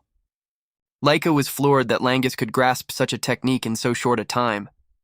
Zeke added that Langus himself probably didn't even understand what was happening to him. Still, there was no denying his level of focus. Before Retin could process it, Langus had already closed the distance, making Retin shout at him to back off. Their weapons clashed, but Retin took the brunt of the pressure. Zeke smiled, knowing full well Retin was about to get wrecked. In an instant, Langus's strikes turned relentless and overwhelming, making Retin's technique look like child's play by comparison. Langus's technique seemed to have taken on a life of its own, and Retin could no longer control the flow of power against him. Before he could react, a strike landed square in his chest, sending him flying. He hit the ground and blacked out instantly. The referee didn't hesitate, declaring Langus and East Hall the winners. Langus snapped back to normal, dazed and utterly confused about what had just happened. Laika ran over to congratulate him on reaching 3-star. She added that his victory had been absolutely incredible too. The whole team rushed in to celebrate with him. Langus was still lost until he spotted Retin lying unconscious on the ground. He turned and asked if he'd really won, and everyone confirmed that he had. Tears rolled down his face. He never imagined he could actually beat Retin. Raymond and the others praised him, telling him he'd just pulled off something incredible. Laika even compared his final move to a river surging over a waterfall, utterly spectacular, even though Langus himself couldn't remember a single thing he'd done. Zeke walked over and told him the technique he'd used was called Rising Dragon Spear. He explained it was a move from the second volume of the Cloud Water Spear technique and praised Langus for reaching this level entirely on his own, despite having only read the first volume. Everyone was stunned and asked how he even knew that. Zeke lied, claiming he'd caught a glimpse of the move once on the second floor of the Dragon Hall, since he obviously couldn't tell them he was the one who'd created it. Everyone kept praising Langus's creativity. In truth, Zeke had created this move back in his past life, though he didn't remember ever writing it down. He figured later generations must have split it into multiple volumes for preservation, hiding the true essence in the higher floors to keep it out of the hands of the inexperienced. Still, Zeke was pleased that Langus had reached that hidden essence entirely on his own. As they kept discussing the victory, the referee reminded them the tournament wasn't over yet. The group quickly dispersed, but Langus's win had given everyone a massive boost in morale.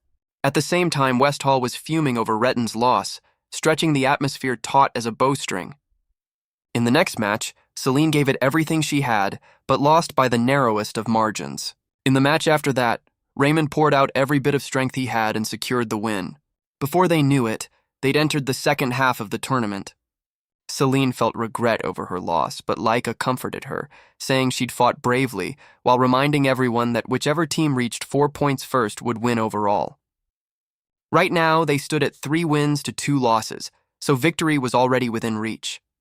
Laika said all it would take was one more win from her, and it would all be over. Just as Laika was preparing to step onto the arena, Zeke walked over and asked how she was feeling. She said she was doing just fine, as usual. Sensing he was worried about her, she reassured him she'd be all right. As she stepped into the arena, her teammates wished her luck. But Zeke sensed something was wrong, and it left him uneasy. As it turned out, Laika's opponent was Alan, and he declared he would win. But Laika shot back that she'd be the one taking the win. The moment the match began, Laika struck first, charging at Alan with overwhelming force.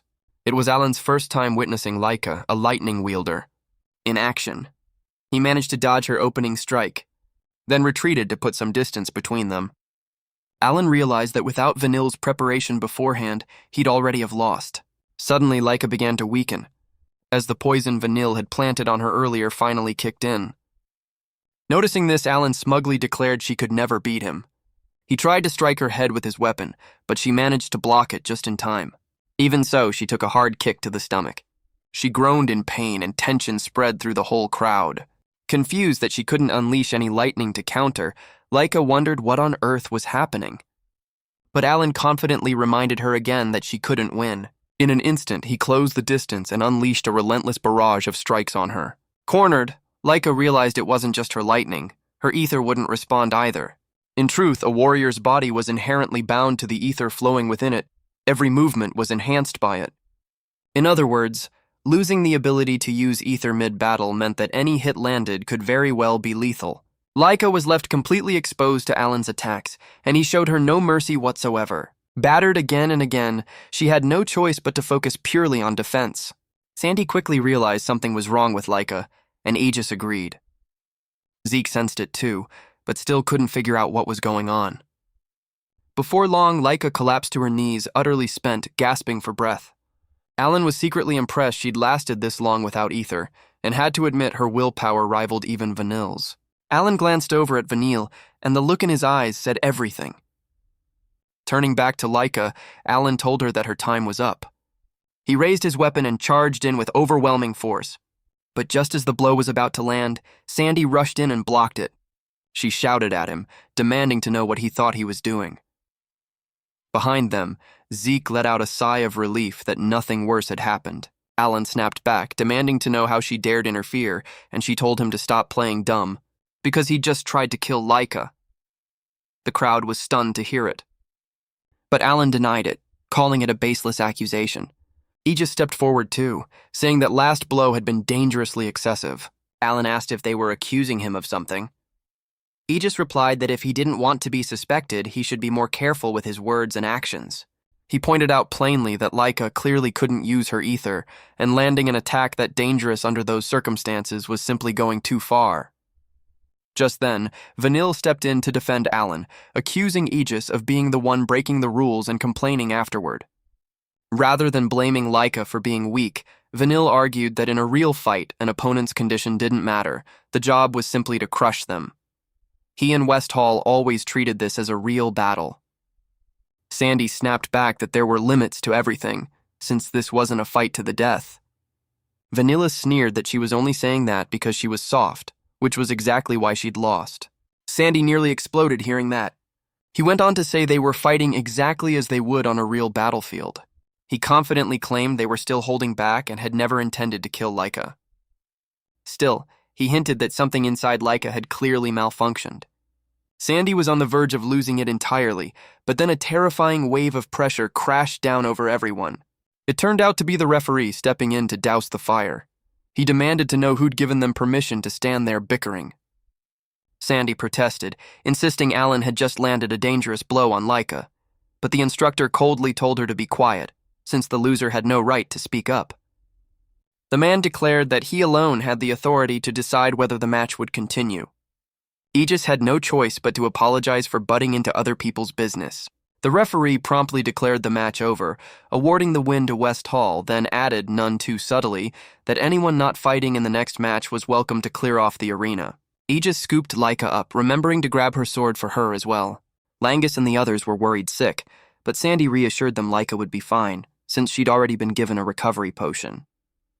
Still, she'd need some time to recover, so they'd be taking her to the infirmary. As they passed by, Zeke thanked them and apologized for the trouble, but Aegis waved it off, saying there was no need. Adding that one look was all it took to tell Zeke had been itching to jump in himself. Sandy started grumbling that the whole thing was just too strange. Sure, Alan was genuinely strong, but not strong enough to have beaten Laika down like that. Aegis replied that he'd already smelled something off since Layla's very first match. Vanille and his group were definitely up to something. He just hoped Zeke wouldn't get caught in it too. Zeke reassured them he'd be fine, then strode confidently onto the arena. Vanille stepped in too, mouth running like a broken loudspeaker, declaring Zeke stood no chance. Zeke ignored him, calmly warming up, ready to teach him a lesson.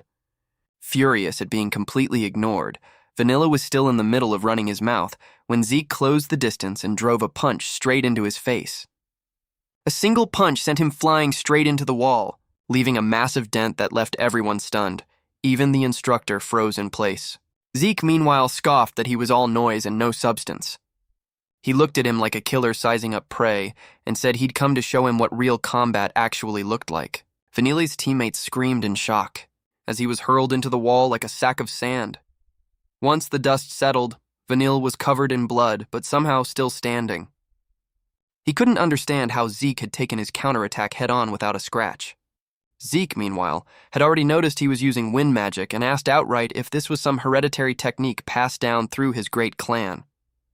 Then, letting it go, he asked coolly how it felt to finally taste a real battlefield, and even admitted he was still holding back. Vanilla was still shouting when Zeke appeared right behind him. A punch to the back of his neck sent him sprawling onto the floor again, his head spinning, unable to grasp what was happening. He wondered why Zeke was thrashing him like some helpless child. Before he could even finish that thought, Zeke had already appeared right in front of him again, driving a punch straight into his chest as punishment for his delusions of grandeur mid-fight. Vanilla crumpled, coughing up blood. Zeke calmly told him that was strike 3. Vanilla asked, 3 what? So Zeke told him he'd already died 3 times over. The first was his face, the second his neck, and the third his heart.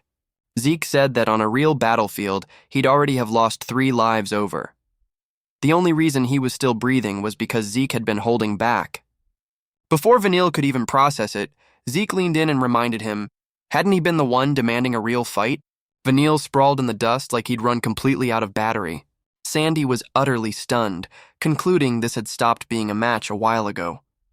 Aegis realized Zeke had been toying with him this entire time. He was convinced Zeke saw this as nothing more than a show, because in an actual real fight Zeke was an absolute monster. Back on the arena, Zeke looked down at Vanille and asked if he understood what real combat was yet. Seeing him face down on the ground, Zeke reminded him it had been his own words, that they had to crush their enemies completely. Zeke admitted that Vanille and his friends had real potential to become skilled warriors. Vanille struggled, trying to get back up. Zeke told him this arena couldn't possibly compare to a real battlefield, since there was always an instructor and a recovery potion standing by. His idea of fighting for real in a place like this was hopelessly naive. He scolded him for just trying to dodge his own weaknesses. Vanille snapped and screamed at him to shut up. Furious, his wind magic surged out, flooding the entire arena, leaving everyone stunned. He was livid that some worthless bastard like Zeke would dare lecture him. Zeke just laughed, figuring he was going through some rebellious phase. He calmly told Vanille to bring everything he had, after all, he was still his opponent. Vanille went berserk, screaming at him to shut up and stop acting so wise. He unleashed the full force of his wind magic, hoping to land at least a single hit on Zeke. The crowd gasped as the fight suddenly kicked up to a whole new level. Phew.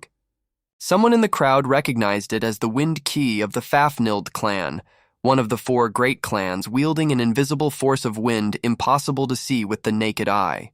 Sandy heard that and delivered her final verdict. Of course, it fit perfectly with a family full of monsters. Aegis quickly hushed her, though he had to admit it really was a troublesome technique. He explained it was a continuous barrage of invisible strikes, yet, ironically, Zeke dodged it all as effortlessly as if he were out for a stroll. Vanilla screamed, seething with bitterness, demanding to know why he couldn't land a single hit on Zeke. Zeke calmly explained it was because he could read the flow of every attack, but Vanille refused to believe it. Zeke proved it instantly by seizing an opening and driving a punch straight into his head. Clutching his head in agony, Vanille still tried to lunge and grab him. Zeke teased him, calling him a rebellious little teenager. Before long, Vanille was running on empty. Zeke needled him, asking if he'd had enough yet. But he kept screaming that he hadn't, even threatening to kill Zeke for daring to look down on him. Zeke praised his sheer stubbornness as truly worthy of a warrior. But right after that, he lunged forward and punched him in the gut. Just a gentle reminder that his body had already hit its limit. Vanille dropped to his knees in pain. Zeke told him that continuing would only mean more suffering, so why not just call it quits here and spare himself the misery? Unexpectedly, Vanille crawled forward, grabbed Zeke's ankle, and pumped poison straight into him. He got up laughing like a madman, leaving Zeke to wonder what on earth he found so amusing. He confidently declared the match was over, saying it had finally happened. But Zeke still had no idea what was going on. Suddenly, Vanille unleashed an incredibly powerful wind strike, and it landed square on Zeke. He was sent flying backward as the poison spread through his entire body, leaving the crowd utterly stunned. Aegis noticed something had changed in Zeke's condition. Celine immediately asked what he meant. Before he could explain, Laika appeared, praising Aegis for his spot-on guess. Everyone was surprised to see Laika back already, having come straight from the infirmary. Sandy immediately snapped at her, demanding to know if she was even well enough to be up and about. Laika apologized for worrying everyone, and they asked if she knew what was wrong with Zeke. She admitted she wasn't entirely sure, but guessed it was the same thing that had happened to her, suddenly losing the ability to use ether mid-fight. Everyone was stunned to hear this and began asking how something like that could even happen. Laika said she didn't know, but Layla had shown the exact same strange behavior back in her own first match. Langus panicked, realizing that meant Zeke too couldn't use his ether. On the arena, Vanille believed he'd finally gained the upper hand and laughed like a full-blown villain. He declared he'd make sure Zeke never dared defy him again. He unleashed a terrifying gust of wind aimed straight at him, intending to finish him off cleanly. Langus and the others screamed in terror. But before the wind attack could land, Zeke had already closed in on Vanille and punched him clean into the arena wall. Somehow, Vanille still managed to stagger back to his feet. But by now, sheer terror had taken hold of him, since he had no idea what kind of monster he was actually fighting. Laika, meanwhile, wasn't the least bit surprised that Zeke was still fighting just fine, even without his ether. After all, he was simply that kind of monster. All Vanille could do was wonder how Zeke was still moving after everything that had happened to him. Zeke sensed something strange inside his body and realized it was poison. This alarmed Vanille, who couldn't believe Zeke had figured out what it even was. This poison was supposed to be undetectable. Zeke said he now understood exactly why everyone who'd fought Vanille before had lost so quickly. Essentially, this poison only activated the moment someone tried to invoke their ether. Zeke praised him for being genuinely clever, hiding the poison until the exact moment its target reached for their ether. Vanille's mind went blank. The poison should have sealed off Zeke's ether completely, and yet he was still landing hits. Zeke told him poison meant nothing to a body trained to his level, and admitted he was a little disappointed. He'd expected a strong opponent to crumble just from losing access to ether. Vanille went berserk at hearing his prized ether-killing poison dismissed as utterly useless. Zeke, for his part, was surprised to learn Vanille had created the poison himself, and reasoned it must be harmless to its own creator, which meant it latched onto its host's ether to attack others instead. Zeke admitted this was a genuinely brilliant invention, seriously impressive. Still, Zeke did something unthinkable, purging the poison from his body with a single breath, showing Vanille that this little trick simply wasn't going to work. Vanille's eyes went wide, unable to believe it. Zeke said the poison was interesting, sure, but it wasn't enough. In the end, everything came down to one's own personal strength, and the fact that Vanille relied so heavily on poison just proved he still had a lot to learn. Vanille stood frozen, asking what he meant. Zeke suggested they wrap up the match, confident Vanille had already learned enough for one day. Vanilla roared, seething with resentment at those words, and his mind drifted back to his life since childhood. As it turned out, his mother had pushed him since he was young to become clan head no matter the cost, telling him that if he failed, he'd be worthless. Back then, Vanille had always been shut out of discussions about succession, since he was never seen as a genius like the other candidates. He was just an ordinary kid. No matter how hard he tried, he kept getting crushed for lacking natural talent. He couldn't even beat the youngest candidate, Laika, let alone the two older ones. His mother constantly berated him for being useless. And it was precisely through those years of struggle that he'd finally discovered his own talent, poison. He'd been thrilled beyond words at that discovery, knowing that as long as he had it, he could still hold his own in a fight. He'd been confident he could use this poison to become clan head. He'd even believed his mother would finally acknowledge him. But now, standing before Zeke, all of that had become meaningless. He screamed, demanding to know what Zeke could possibly understand about him. He ranted about being compared to prodigies every single day, no matter how hard he'd tried. He said he was nothing but trash next to their talent, yet he was still forced into the comparison every time. That was why Vanille had decided that no matter what, he had to keep fighting back. Furious, he lunged straight at Zeke, but Zeke blocked him and grabbed his arm. As it turned out, Vanille had only wanted to close the distance, so he could seize the chance to unleash an even deadlier poison, combined with a wind-based attack. Even the audience was thoroughly stunned. But Vanille didn't care. He was willing to do whatever it took to win. He admitted he was hopeless at straight-up fighting, but when it came to poison, he had genuine talent. He gave Zeke a sly grin, insisting that as long as he still had poison, he could never lose. It turned out he'd been hiding one more special poison in reserve, but now he had no choice but to use it.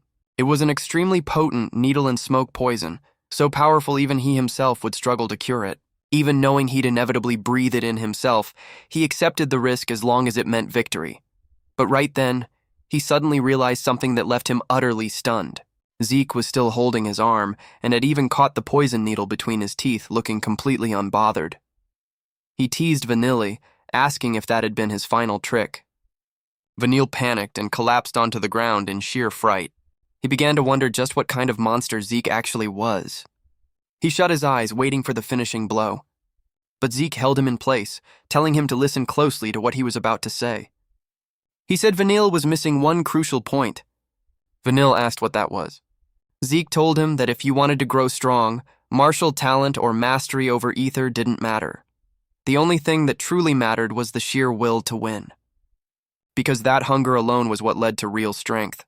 He also scolded Vanille for claiming he had no talent for martial arts at all, calling that nonsense. The real problem was simply that he'd never found the right weapon. A better fit. Zeke suggested that an umbrella would do the job just fine. Vanille froze completely, unable to imagine how an umbrella could even function as a weapon. Zeke assured him he wasn't joking. This weapon might be rare. But much like an iron fan, the umbrella had a long history of its own. As far as Zeke was concerned, absolutely anything in this world could become a weapon. Vanille sank deep into thought over everything he'd just heard. Zeke patted his head and told him to stop whining about lacking combat talent. On an actual battlefield, Zeke figured he'd actually outfight plenty of people. Vanille was stunned to hear that. Zeke reminded him that on a real battlefield, winning was all that mattered. There were no rules. He said that clinging to some warrior's sense of pride wouldn't protect anything. You had to use every means necessary to win and safeguard what mattered, so Vanille's way of thinking hadn't actually been wrong. Where he'd gone wrong was simply applying it in the wrong place. Right then, Zeke told Vanille to come train under him, promising he'd help him grow exactly as strong as he wanted to be. Vanille looked at him like he was some lunatic spouting nonsense. Zeke pointed out that he was clearly stronger and guaranteed that under his guidance, Vanille would never have to complain about talent again, since Zeke himself would be the one forging him into shape. Vanille's mind was still blank when all of a sudden, Zeke reminded him they were still technically in the middle of a match. He finished things off with a single uppercut, launching Vanille high into the air, fully confident it would knock him out cold. He added that once Vanille woke up, he should come find him. Once Vanille was completely down for the count, the instructor declared the match over. He was utterly stunned to have watched Zeke purge the poison from his body in the blink of an eye. He declared East Hall the overall winner. Langus and the rest of the team applauded, celebrating a well-earned victory. Afterward, Zeke and everyone who'd fought in the tournament were invited to dinner with the instructor so he could brief them on the special mission. The representatives from the other two halls were surprised to find themselves invited to dinner too, even though East Hall had been the one to win. Aegis wasn't sure either, guessing they'd probably get an explanation soon enough. While waiting for the instructor, Zeke had already buried his face in his food, eating like he'd never seen a meal before. Everyone stared as he plowed through the food with both hands at once. He meanwhile urged them to eat quickly before it got cold. Laika asked how he could be so calm. Wasn't he worried about whatever they were about to announce? A while later, the instructor walked in, apologized for the wait, and told everyone to help themselves to the food. Not that it mattered. Zeke had already been eating like a whirlwind well before he arrived. He told the others to follow Zeke's example and simply enjoy the meal. This dinner, he explained, was a reward for their efforts during the selection tournament. Once everyone had settled in, he began explaining the special mission. Aegis raised his hand and asked if the halls that had lost would still get to hear about it. The instructor said it wasn't a problem, and that Aegis might even end up joining the mission himself. He revealed that a few days earlier, a special rift had been discovered within Eldragon territory, instantly capturing everyone's attention. Even Zeke, who was still happily gnawing on a chicken leg. He recalled having read about rifts like this back in the Dragon Hall. The instructor said they probably already knew about ordinary rifts, but a special rift was different. It couldn't be dealt with through normal means. Laika asked what made it so different. He explained this particular rift had a restriction. Only 7 people of 3 stars or below could enter it.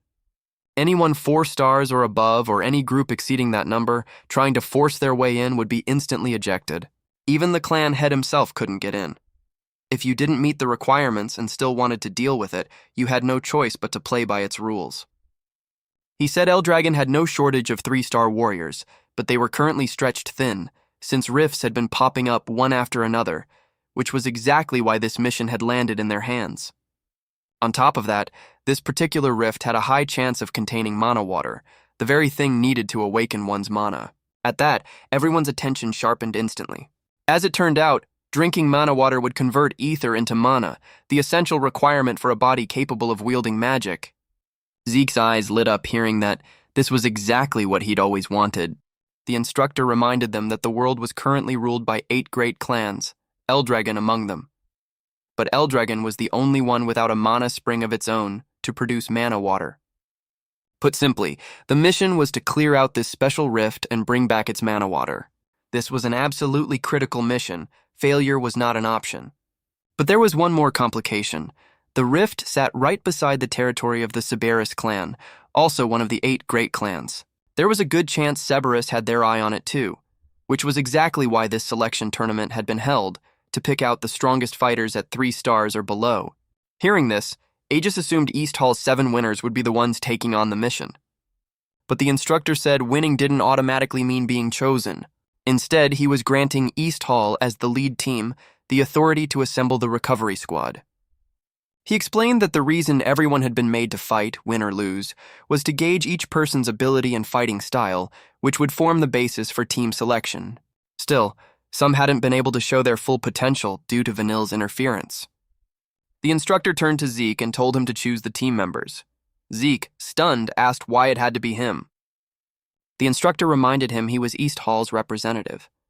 Zeke argued back that he'd never actually intended to be the representative in the first place.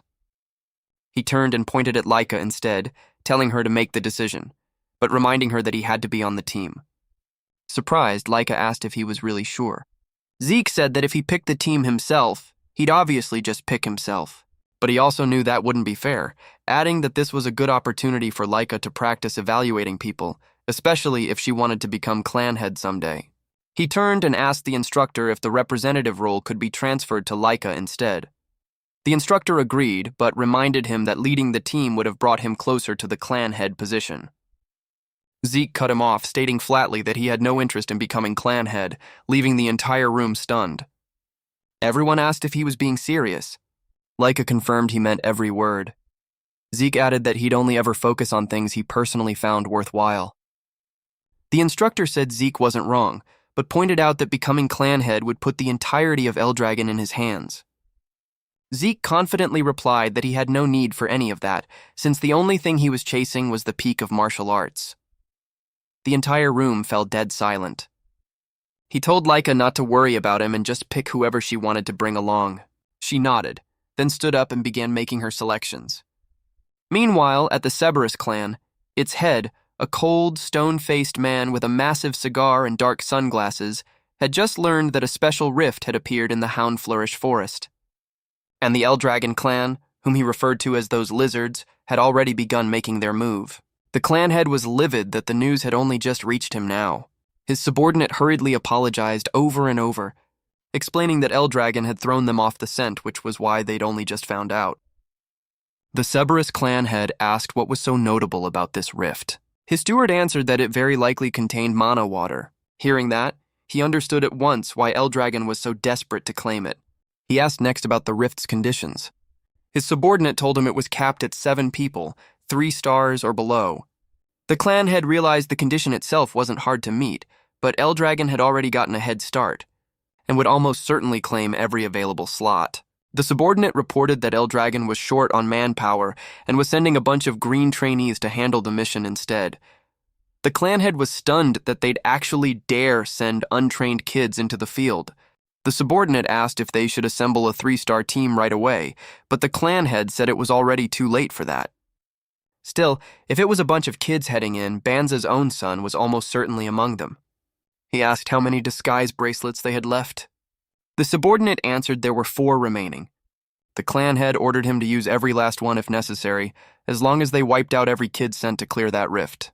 The subordinate asked nervously if that was really wise, since there was no telling when they'd get more bracelets. But the clan head said there was no point hoarding them until they rotted, better to spend them all on this mission. He was even curious to see just how devastated Banza would be once his own son died, chuckling darkly at how amusing that sounded. Back in Eldragon territory, once Laika had finished selecting her team, Zeke led the rest of the group to the training grounds, telling them they needed to grow stronger right now. He said Rick and Merlin would start with the basics, running every day just like Langus once had. The moment they heard that, both of them broke into a cold sweat, sensing hell on earth was about to begin. Once he'd handed out assignments, Zeke pulled out a regeneration stone that the instructor had prepared, and told Raymond he'd be using it. As Zeke recalled its properties, he realized this was the perfect fit for him. The stone reflected any force applied to it back 100-fold, and it couldn't be broken without channeling ether into the strike. But Zeke declared he'd punch it without using any ether at all. Everyone was stunned to hear that. Zeke actually went through with it, driving his fist straight into the stone. He absorbed the terrifying rebound force using the shield he was holding. This only left them even more stunned, unable to understand how he'd withstood that much force. Zeke held up the shield to show the damage, then told them their job was to practice blocking head-on or deflecting strikes at an angle. Raymond felt lightheaded, realizing this hellish exercise was meant for him. Celine, too, was caught off guard, never imagining a regeneration stone could be used for training like this. He turned to Celine and told her to keep slashing at the stone continuously. She was allowed to use ether this time, but she had to concentrate every strike on a single point, no wild, scattered hits allowed. Celine nodded and followed his instructions. But once she'd finished, she realized her strikes had landed all over the place instead. Zeke used this to point out just how much harder it was to focus everything on one point than it looked. Celine agreed, and Zeke assigned her the task of training until she could consistently strike the exact same spot. He demonstrated it for her, leaving her jaw on the floor at what she witnessed. He shattered the stone by channeling every ounce of force into a single point. He explained that her swordsmanship leaned far too heavily on sheer number of strikes, so she needed to learn to put real value into each individual slash. Celine happily accepted the assignment, and Zeke turned to Langus. Langus was already trembling like a leaf, having no idea what kind of insanity Zeke had in store for him this time. Zeke pulled out a feather and used Wenqui to keep it floating in the air. Langus was utterly stunned at the sight, instantly recognizing this was Vanila's technique. Raymond asked since when Zeke had been able to use Vanila's technique. He answered it was after their fight, revealing that ever since getting hit by Vanila's Wenqui, he'd been able to use it himself. Langus froze in place for a solid 5 seconds. Zeke told him his task was to let himself go with the flow of the feather. He demonstrated it, and Langus was stunned all over again, watching him control something as feather-light as, well, a feather. Langus asked what exactly letting himself go meant. Zeke said it wasn't about following it or trying to catch it. It meant completely surrendering yourself to let it lead you instead. He illustrated this by using his spear to trace the feather's movement as it drifted through the air, telling him that once he'd mastered this, he'd be able to generate that same flow entirely on his own.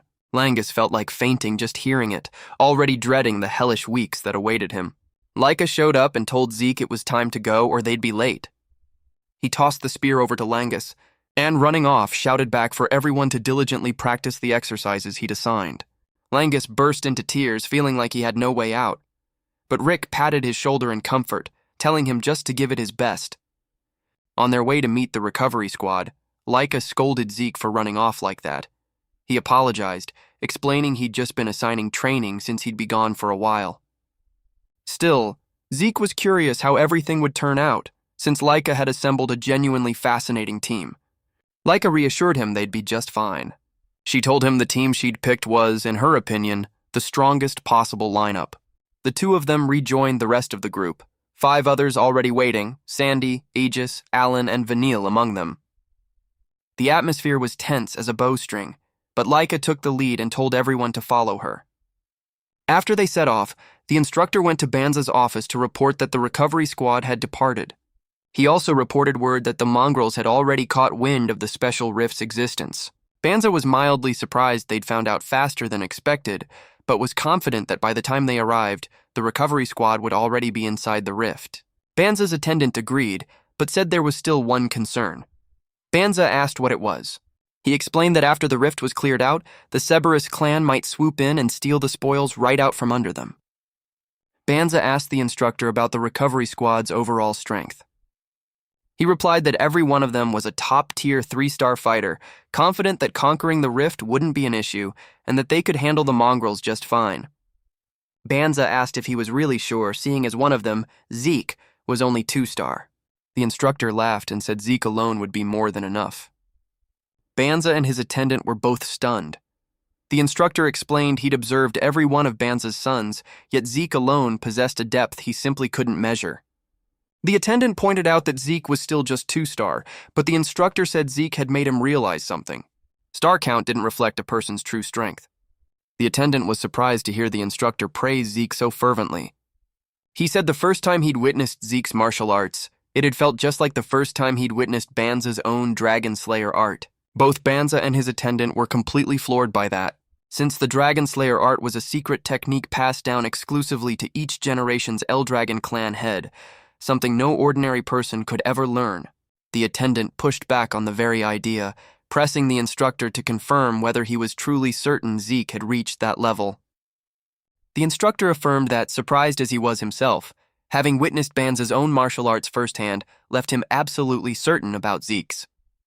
He said flatly that Zeke's martial arts rivaled Banza's own. Deep down, he even suspected Zeke might have already surpassed him, though he didn't dare say something that bold out loud. Banza mentioned that years earlier, he'd had Freya investigate Zeke's background, including his birth records from the very beginning, but nothing useful had turned up, meaning there was no trace of him ever having learned martial arts from anyone before entering the Dragon's Nest. The attendant was floored, since that essentially meant Zeke had taught himself everything. The instructor sighed, gazing upward, and said it almost felt as though Zeke were the reincarnation of the very first ancestor, or perhaps the 15th clan head himself. Banza was startled at the mere mention of reincarnation. Banza smiled and said that if Zeke really was as strong as they believed, then the Cerberus mongrels wouldn't stand a chance against the recovery squad. A week later, Freya arrived at the entrance to the rift alongside a group of other warriors. She asked where the Black Dragon Corps' deputy commander was, only to find the man had already slipped away, shoes and all. Freya sighed in frustration, since he'd promised to send reinforcements, leaving her to wonder if he was even all right. A little later, Laika's team arrived. The first thing Zeke did was start bickering, insisting they should have sprinted the whole way there. Laika argued there was no reason to waste stamina before the mission even began. Right then, she spotted Freya, surprised, and asked what she was doing there. Freya said she was currently on a mission herself, so they should stop calling her instructor for now. Freya explained she was here to guard the area, a special territory. She said certain special rifts extended their influence well beyond their immediate surroundings, which was exactly why establishing an outer perimeter was absolutely necessary. Looking at the energy radiating from the rift, Zeke thought back to that wild boar from years ago and realized it too must have been affected by a rift just like this one. He asked why they needed to guard this special territory. Freya answered it was to contain the area and keep the Cerberus clan out. Laika asked what she meant. Freya explained that if they successfully conquered the rift and obtained mana water, Eldragon's military strength would skyrocket, and there was no way Cerberus would just sit back and watch that happen. She added that they'd also need to clean up any monsters ejected from the territory. Zeke asked what she meant by ejected. Freya reminded him the special rift only allowed 7 people of 3 stars or below. She demonstrated by reaching her hand toward the rift, only for its force to slap it right back out. This proved she'd been rejected, and the same went for any monster 4 stars or above in the forest. Anyone who didn't meet the requirements couldn't even enter the territory. As for the rift itself, it operated on a first-come, first-served basis. Simply put, until whoever was already inside either died or finished conquering it, no one else could enter. Zeke tried reaching his own hand in and confirmed he genuinely had access to the rift. Even though she'd said the barrier couldn't be broken by force, Zeke was still curious enough to want to test it himself. Freya told them they needed to head in right away, since there was no telling when Cerberus might show up. She asked if they were ready, and the whole group answered together, yes. And so Laika and her team stepped through the barrier to the other side. The instant they crossed over, a herd of deer, twisted by the rift's influence, charged straight at them, forcing the whole team into battle immediately. Instead of his usual iron fan, Vanille pulled out a staff and used it to bring down one of the deer. Alan, watching from behind, called out a quick, "Nice work." Even Vanille himself was surprised at how easily he'd taken it down. The moment Aegis saw this, he immediately recalled having seen Zeke hand Vanilla that very staff. When Zeke had first handed it over, Vanilla had scoffed and asked what he was supposed to do with it. Zeke reminded him he'd already said he would train him. Vanille was stunned Zeke had actually meant it. Zeke told him he never went back on his word. He explained that since they were about to enter a rift where real combat awaited, Vanille would be using the staff from now on. But Vanille exploded, shouting to know if Zeke was actually serious about forcing him to use a weapon he'd never even held before, on a mission this important. Zeke replied coolly, "Yep." Vanille slammed the staff onto the ground, insisting he had no interest in using something he didn't even understand. As he turned to walk away, Zeke picked up the staff and unleashed Wenqui with it, instantly grabbing Vanille's attention. He spun back around and demanded to know how Zeke could use Wenqui. Zeke said that wasn't important. What mattered was doing as he said. Even so, Vanille refused, but Zeke had no intention of backing down. He told him he didn't have a choice, then forced the staff into Vanille's hands. Vanille tried to bolt, but Zeke pinned him down and made him take it. After struggling until he was completely worn out, Vanille finally gave up and accepted the staff. He brought up Zeke's earlier comment about the umbrella back during the qualifying tournament. Zeke replied he hadn't brought an umbrella simply because he couldn't find one. But this staff was a perfectly solid substitute, and they'd be training with it instead. Vanille argued he'd never even heard of a martial art built around an umbrella or a staff. With no foundation to build on, how was he supposed to train in the short time before the mission? Zeke burst out laughing and told him not to worry, since he'd already created an entire martial art just for him. He'd even given it a name, the Wind Shadow Dispersal style. Back in the present, Aegis was utterly stunned to learn Zeke had personally invented an entire martial art just for Vanille. But there was no denying it worked. Vanille's movements were even sharper now than they'd ever been with his fan, and it meshed perfectly with his Wenqui. It left Aegis wondering if Zeke really had crafted a technique tailor-made specifically for Vanille. A moment later, Zeke praised Vanille's form and strikes, nearly making him whip his neck around in shock. Alan immediately asked if it was really true that Zeke had created Vanille's entire fighting style, and Vanille nodded without hesitation. Alan was left utterly speechless, only able to ask just who on earth Zeke actually was. Even Vanille had to throw up his hands. Zeke was simply impossible to figure out. Just then, Zeke turned to Layla, who asked if it was really true that he'd created a martial art all on his own. Zeke confidently confirmed it. Layla asked how he'd even managed that. And Zeke's one and only answer was, because I am who I am. Layla started practically worshipping him at that. Sandy cut in, insisting that creating an entire martial art from scratch was simply impossible. Aegis reminded her that this was Zeke they were talking about, so who knew? Maybe he really had pulled it off. Sandy said she couldn't care less about any of that.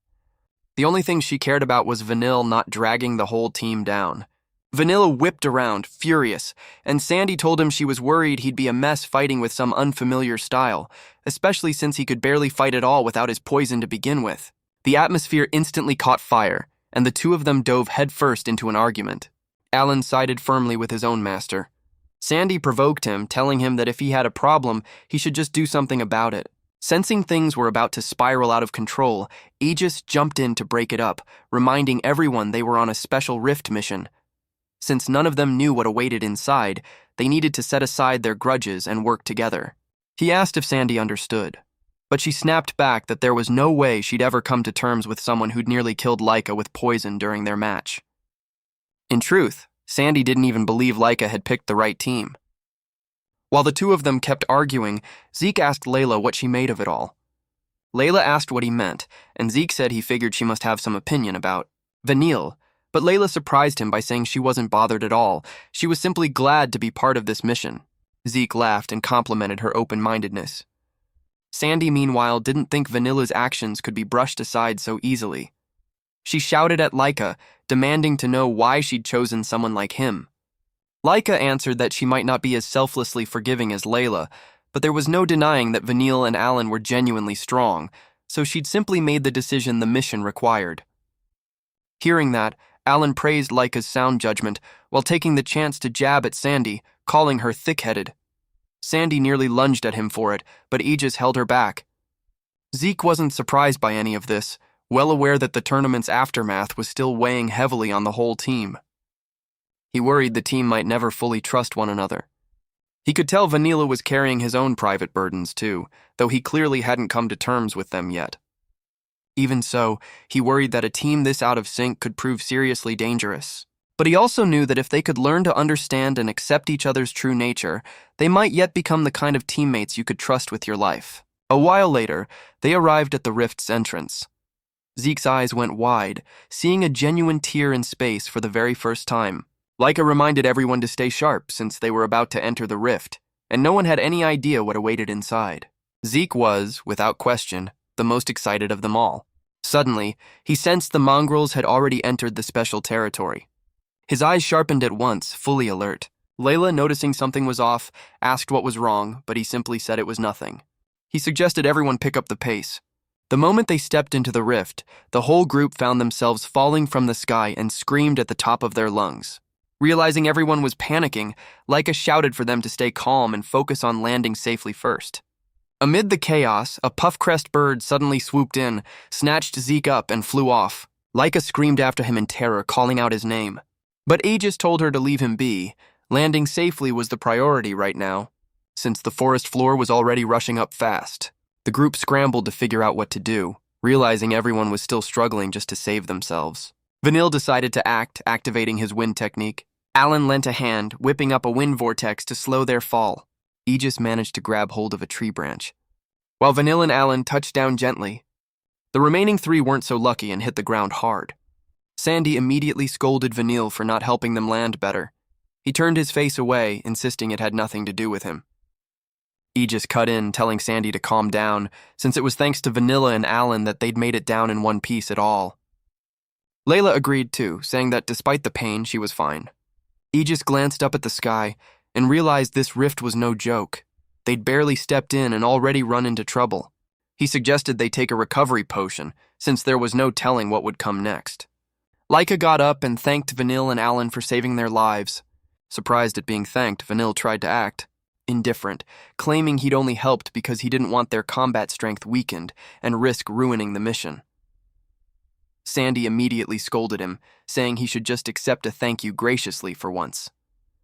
Alan chugged down a recovery potion in one go, then asked what they should do now that Zeke had been carried off. Vanilla told him not to bother worrying about the guy. Layla cut in and asked if Vanille was actually worried about him. He immediately shouted denials, insisting he didn't care in the slightest. Sandy teased him, saying he couldn't even be honest with himself. Aegis, meanwhile, said Vanille actually had a point. There was no need to worry about Zeke. Sandy rounded on Aegis, annoyed he'd sided with Vanille. But Laika cut in, saying Aegis was right. She trusted Zeke could take care of himself. If anyone was actually in danger here, it was probably them.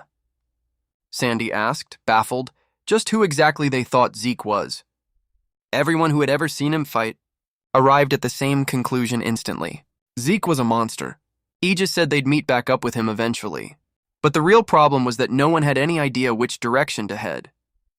Timidly, Layla spoke up, saying that while they were falling, she'd spotted a pillar of light far in the distance.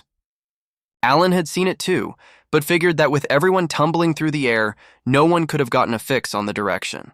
Layla calmly pointed in the exact right direction.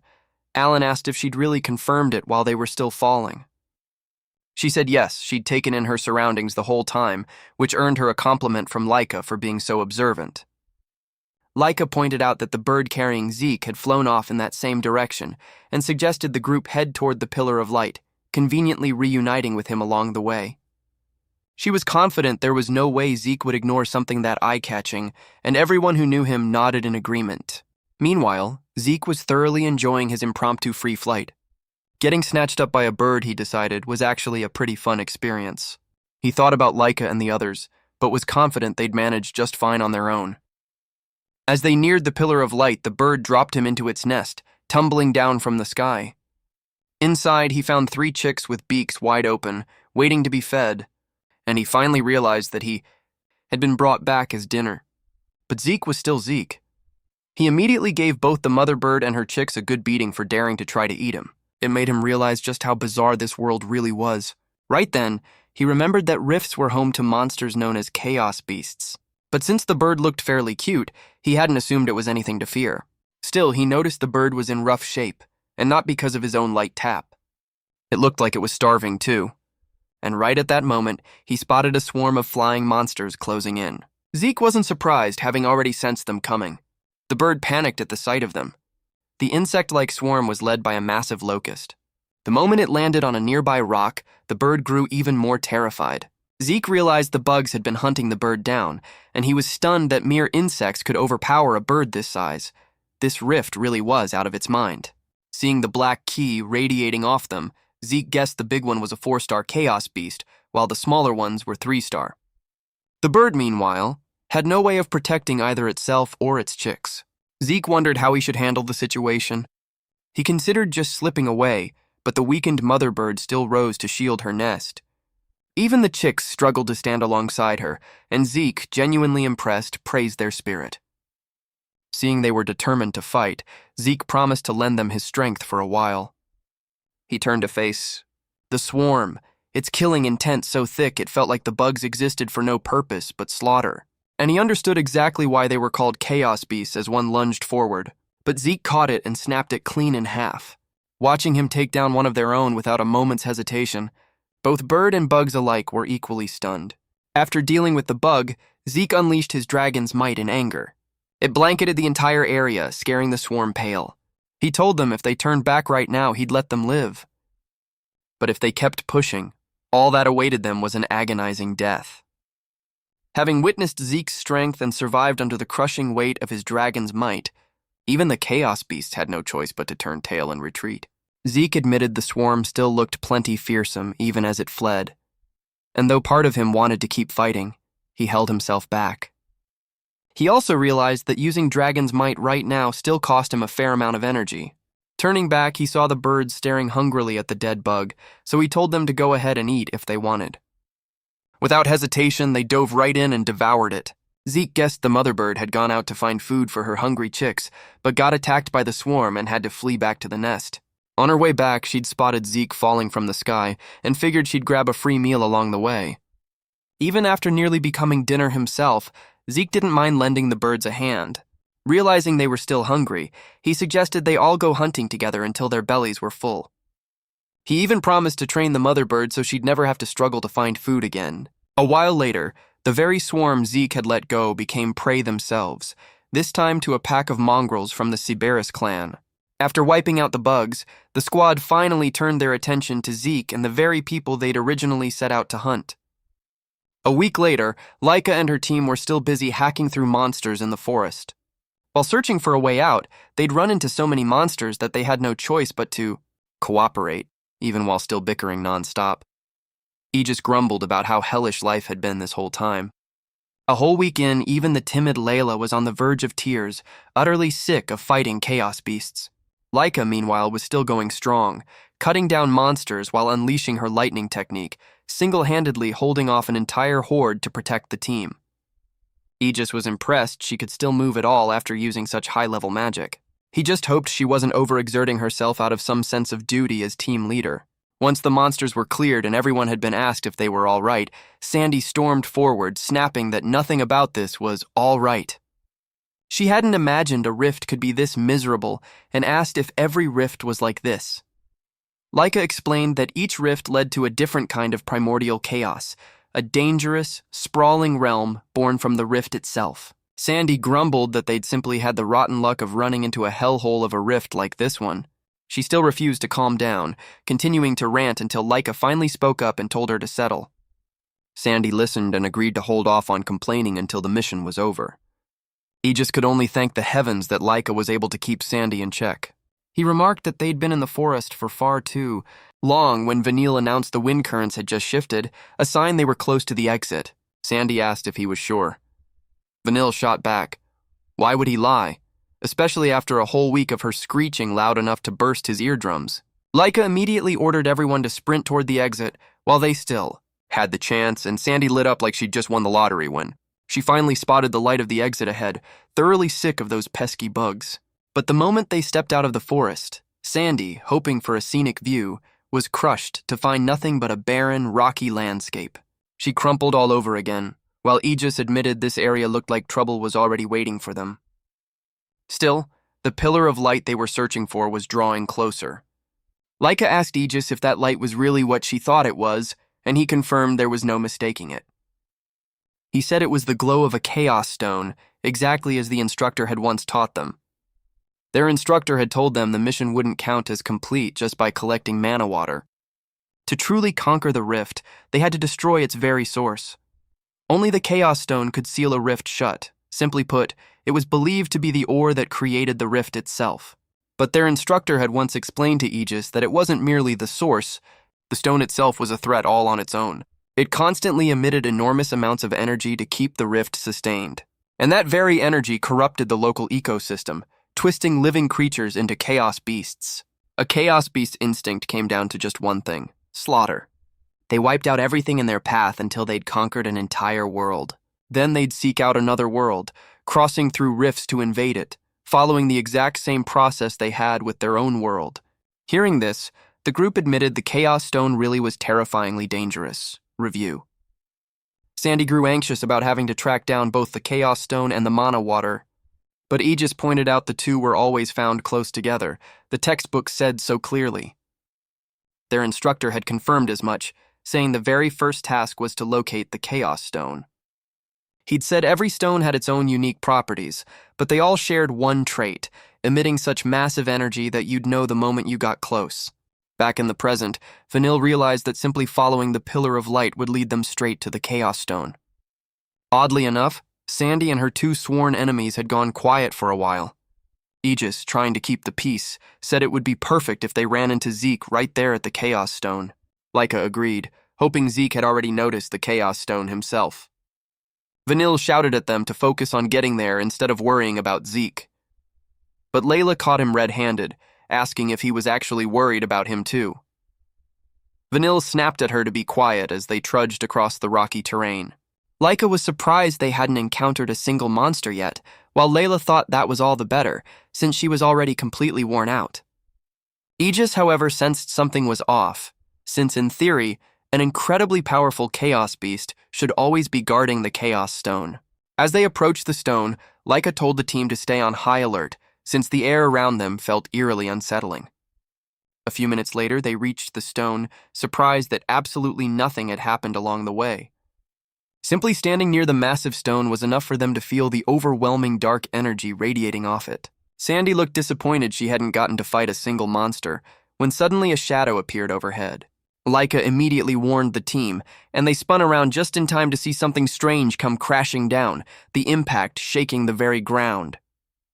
As the dust cleared, an ecstatic Zeke stepped out, greeting his teammates like it had been ages since he'd seen them. Seeing him alive and perfectly fine, Leica rushed toward him. Even Aegis let out a sigh of relief at the sight of him, strong as an ox as ever. Zeke said he was genuinely happy to see them all again. He even complimented them on looking so full of life, though Vanille shot back, asking exactly where he saw full of life in the state they were in. Right in the middle of the reunion, Alan pointed off into the distance, toward a massive monster lying dead and sprawled out. Zeke casually revealed he'd just taken care of it not long ago. Not long after, Sandy froze at the sight, recognizing exactly what kind of monster Zeke had single-handedly taken down. She asked outright if he'd really killed it, since it was the exact terrifyingly powerful Chaos Beast they'd heard about. Zeke replied it had just charged at him out of nowhere, so he'd had no choice but to send it packing, for good. Leica suddenly realized why they hadn't run into a single monster on the way to the Chaos Stone. Zeke had already cleared them all out, and he confirmed it. Hearing this, the entire team arrived at the same conclusion in unison. Zeke was absolutely insane. Zeke pointed at the stone, saying he'd guessed it was the Chaos Stone and had been waiting there for them. Aegis confirmed it was indeed the Chaos Stone, and hearing that, Zeke jumped for joy. He'd already found the Mana Water too, he said, pointing to a stream flowing beneath the stone. Leica immediately ran over to check it. They pulled out bottles to collect the water, and Zeke remarked there was more of it than he'd expected. Aegis explained that you needed to drink a sufficient amount for the Mana Water to actually take effect, and with what they had now, it might only be enough for a few people. Sandy, utterly exhausted, couldn't be bothered to listen to the explanation.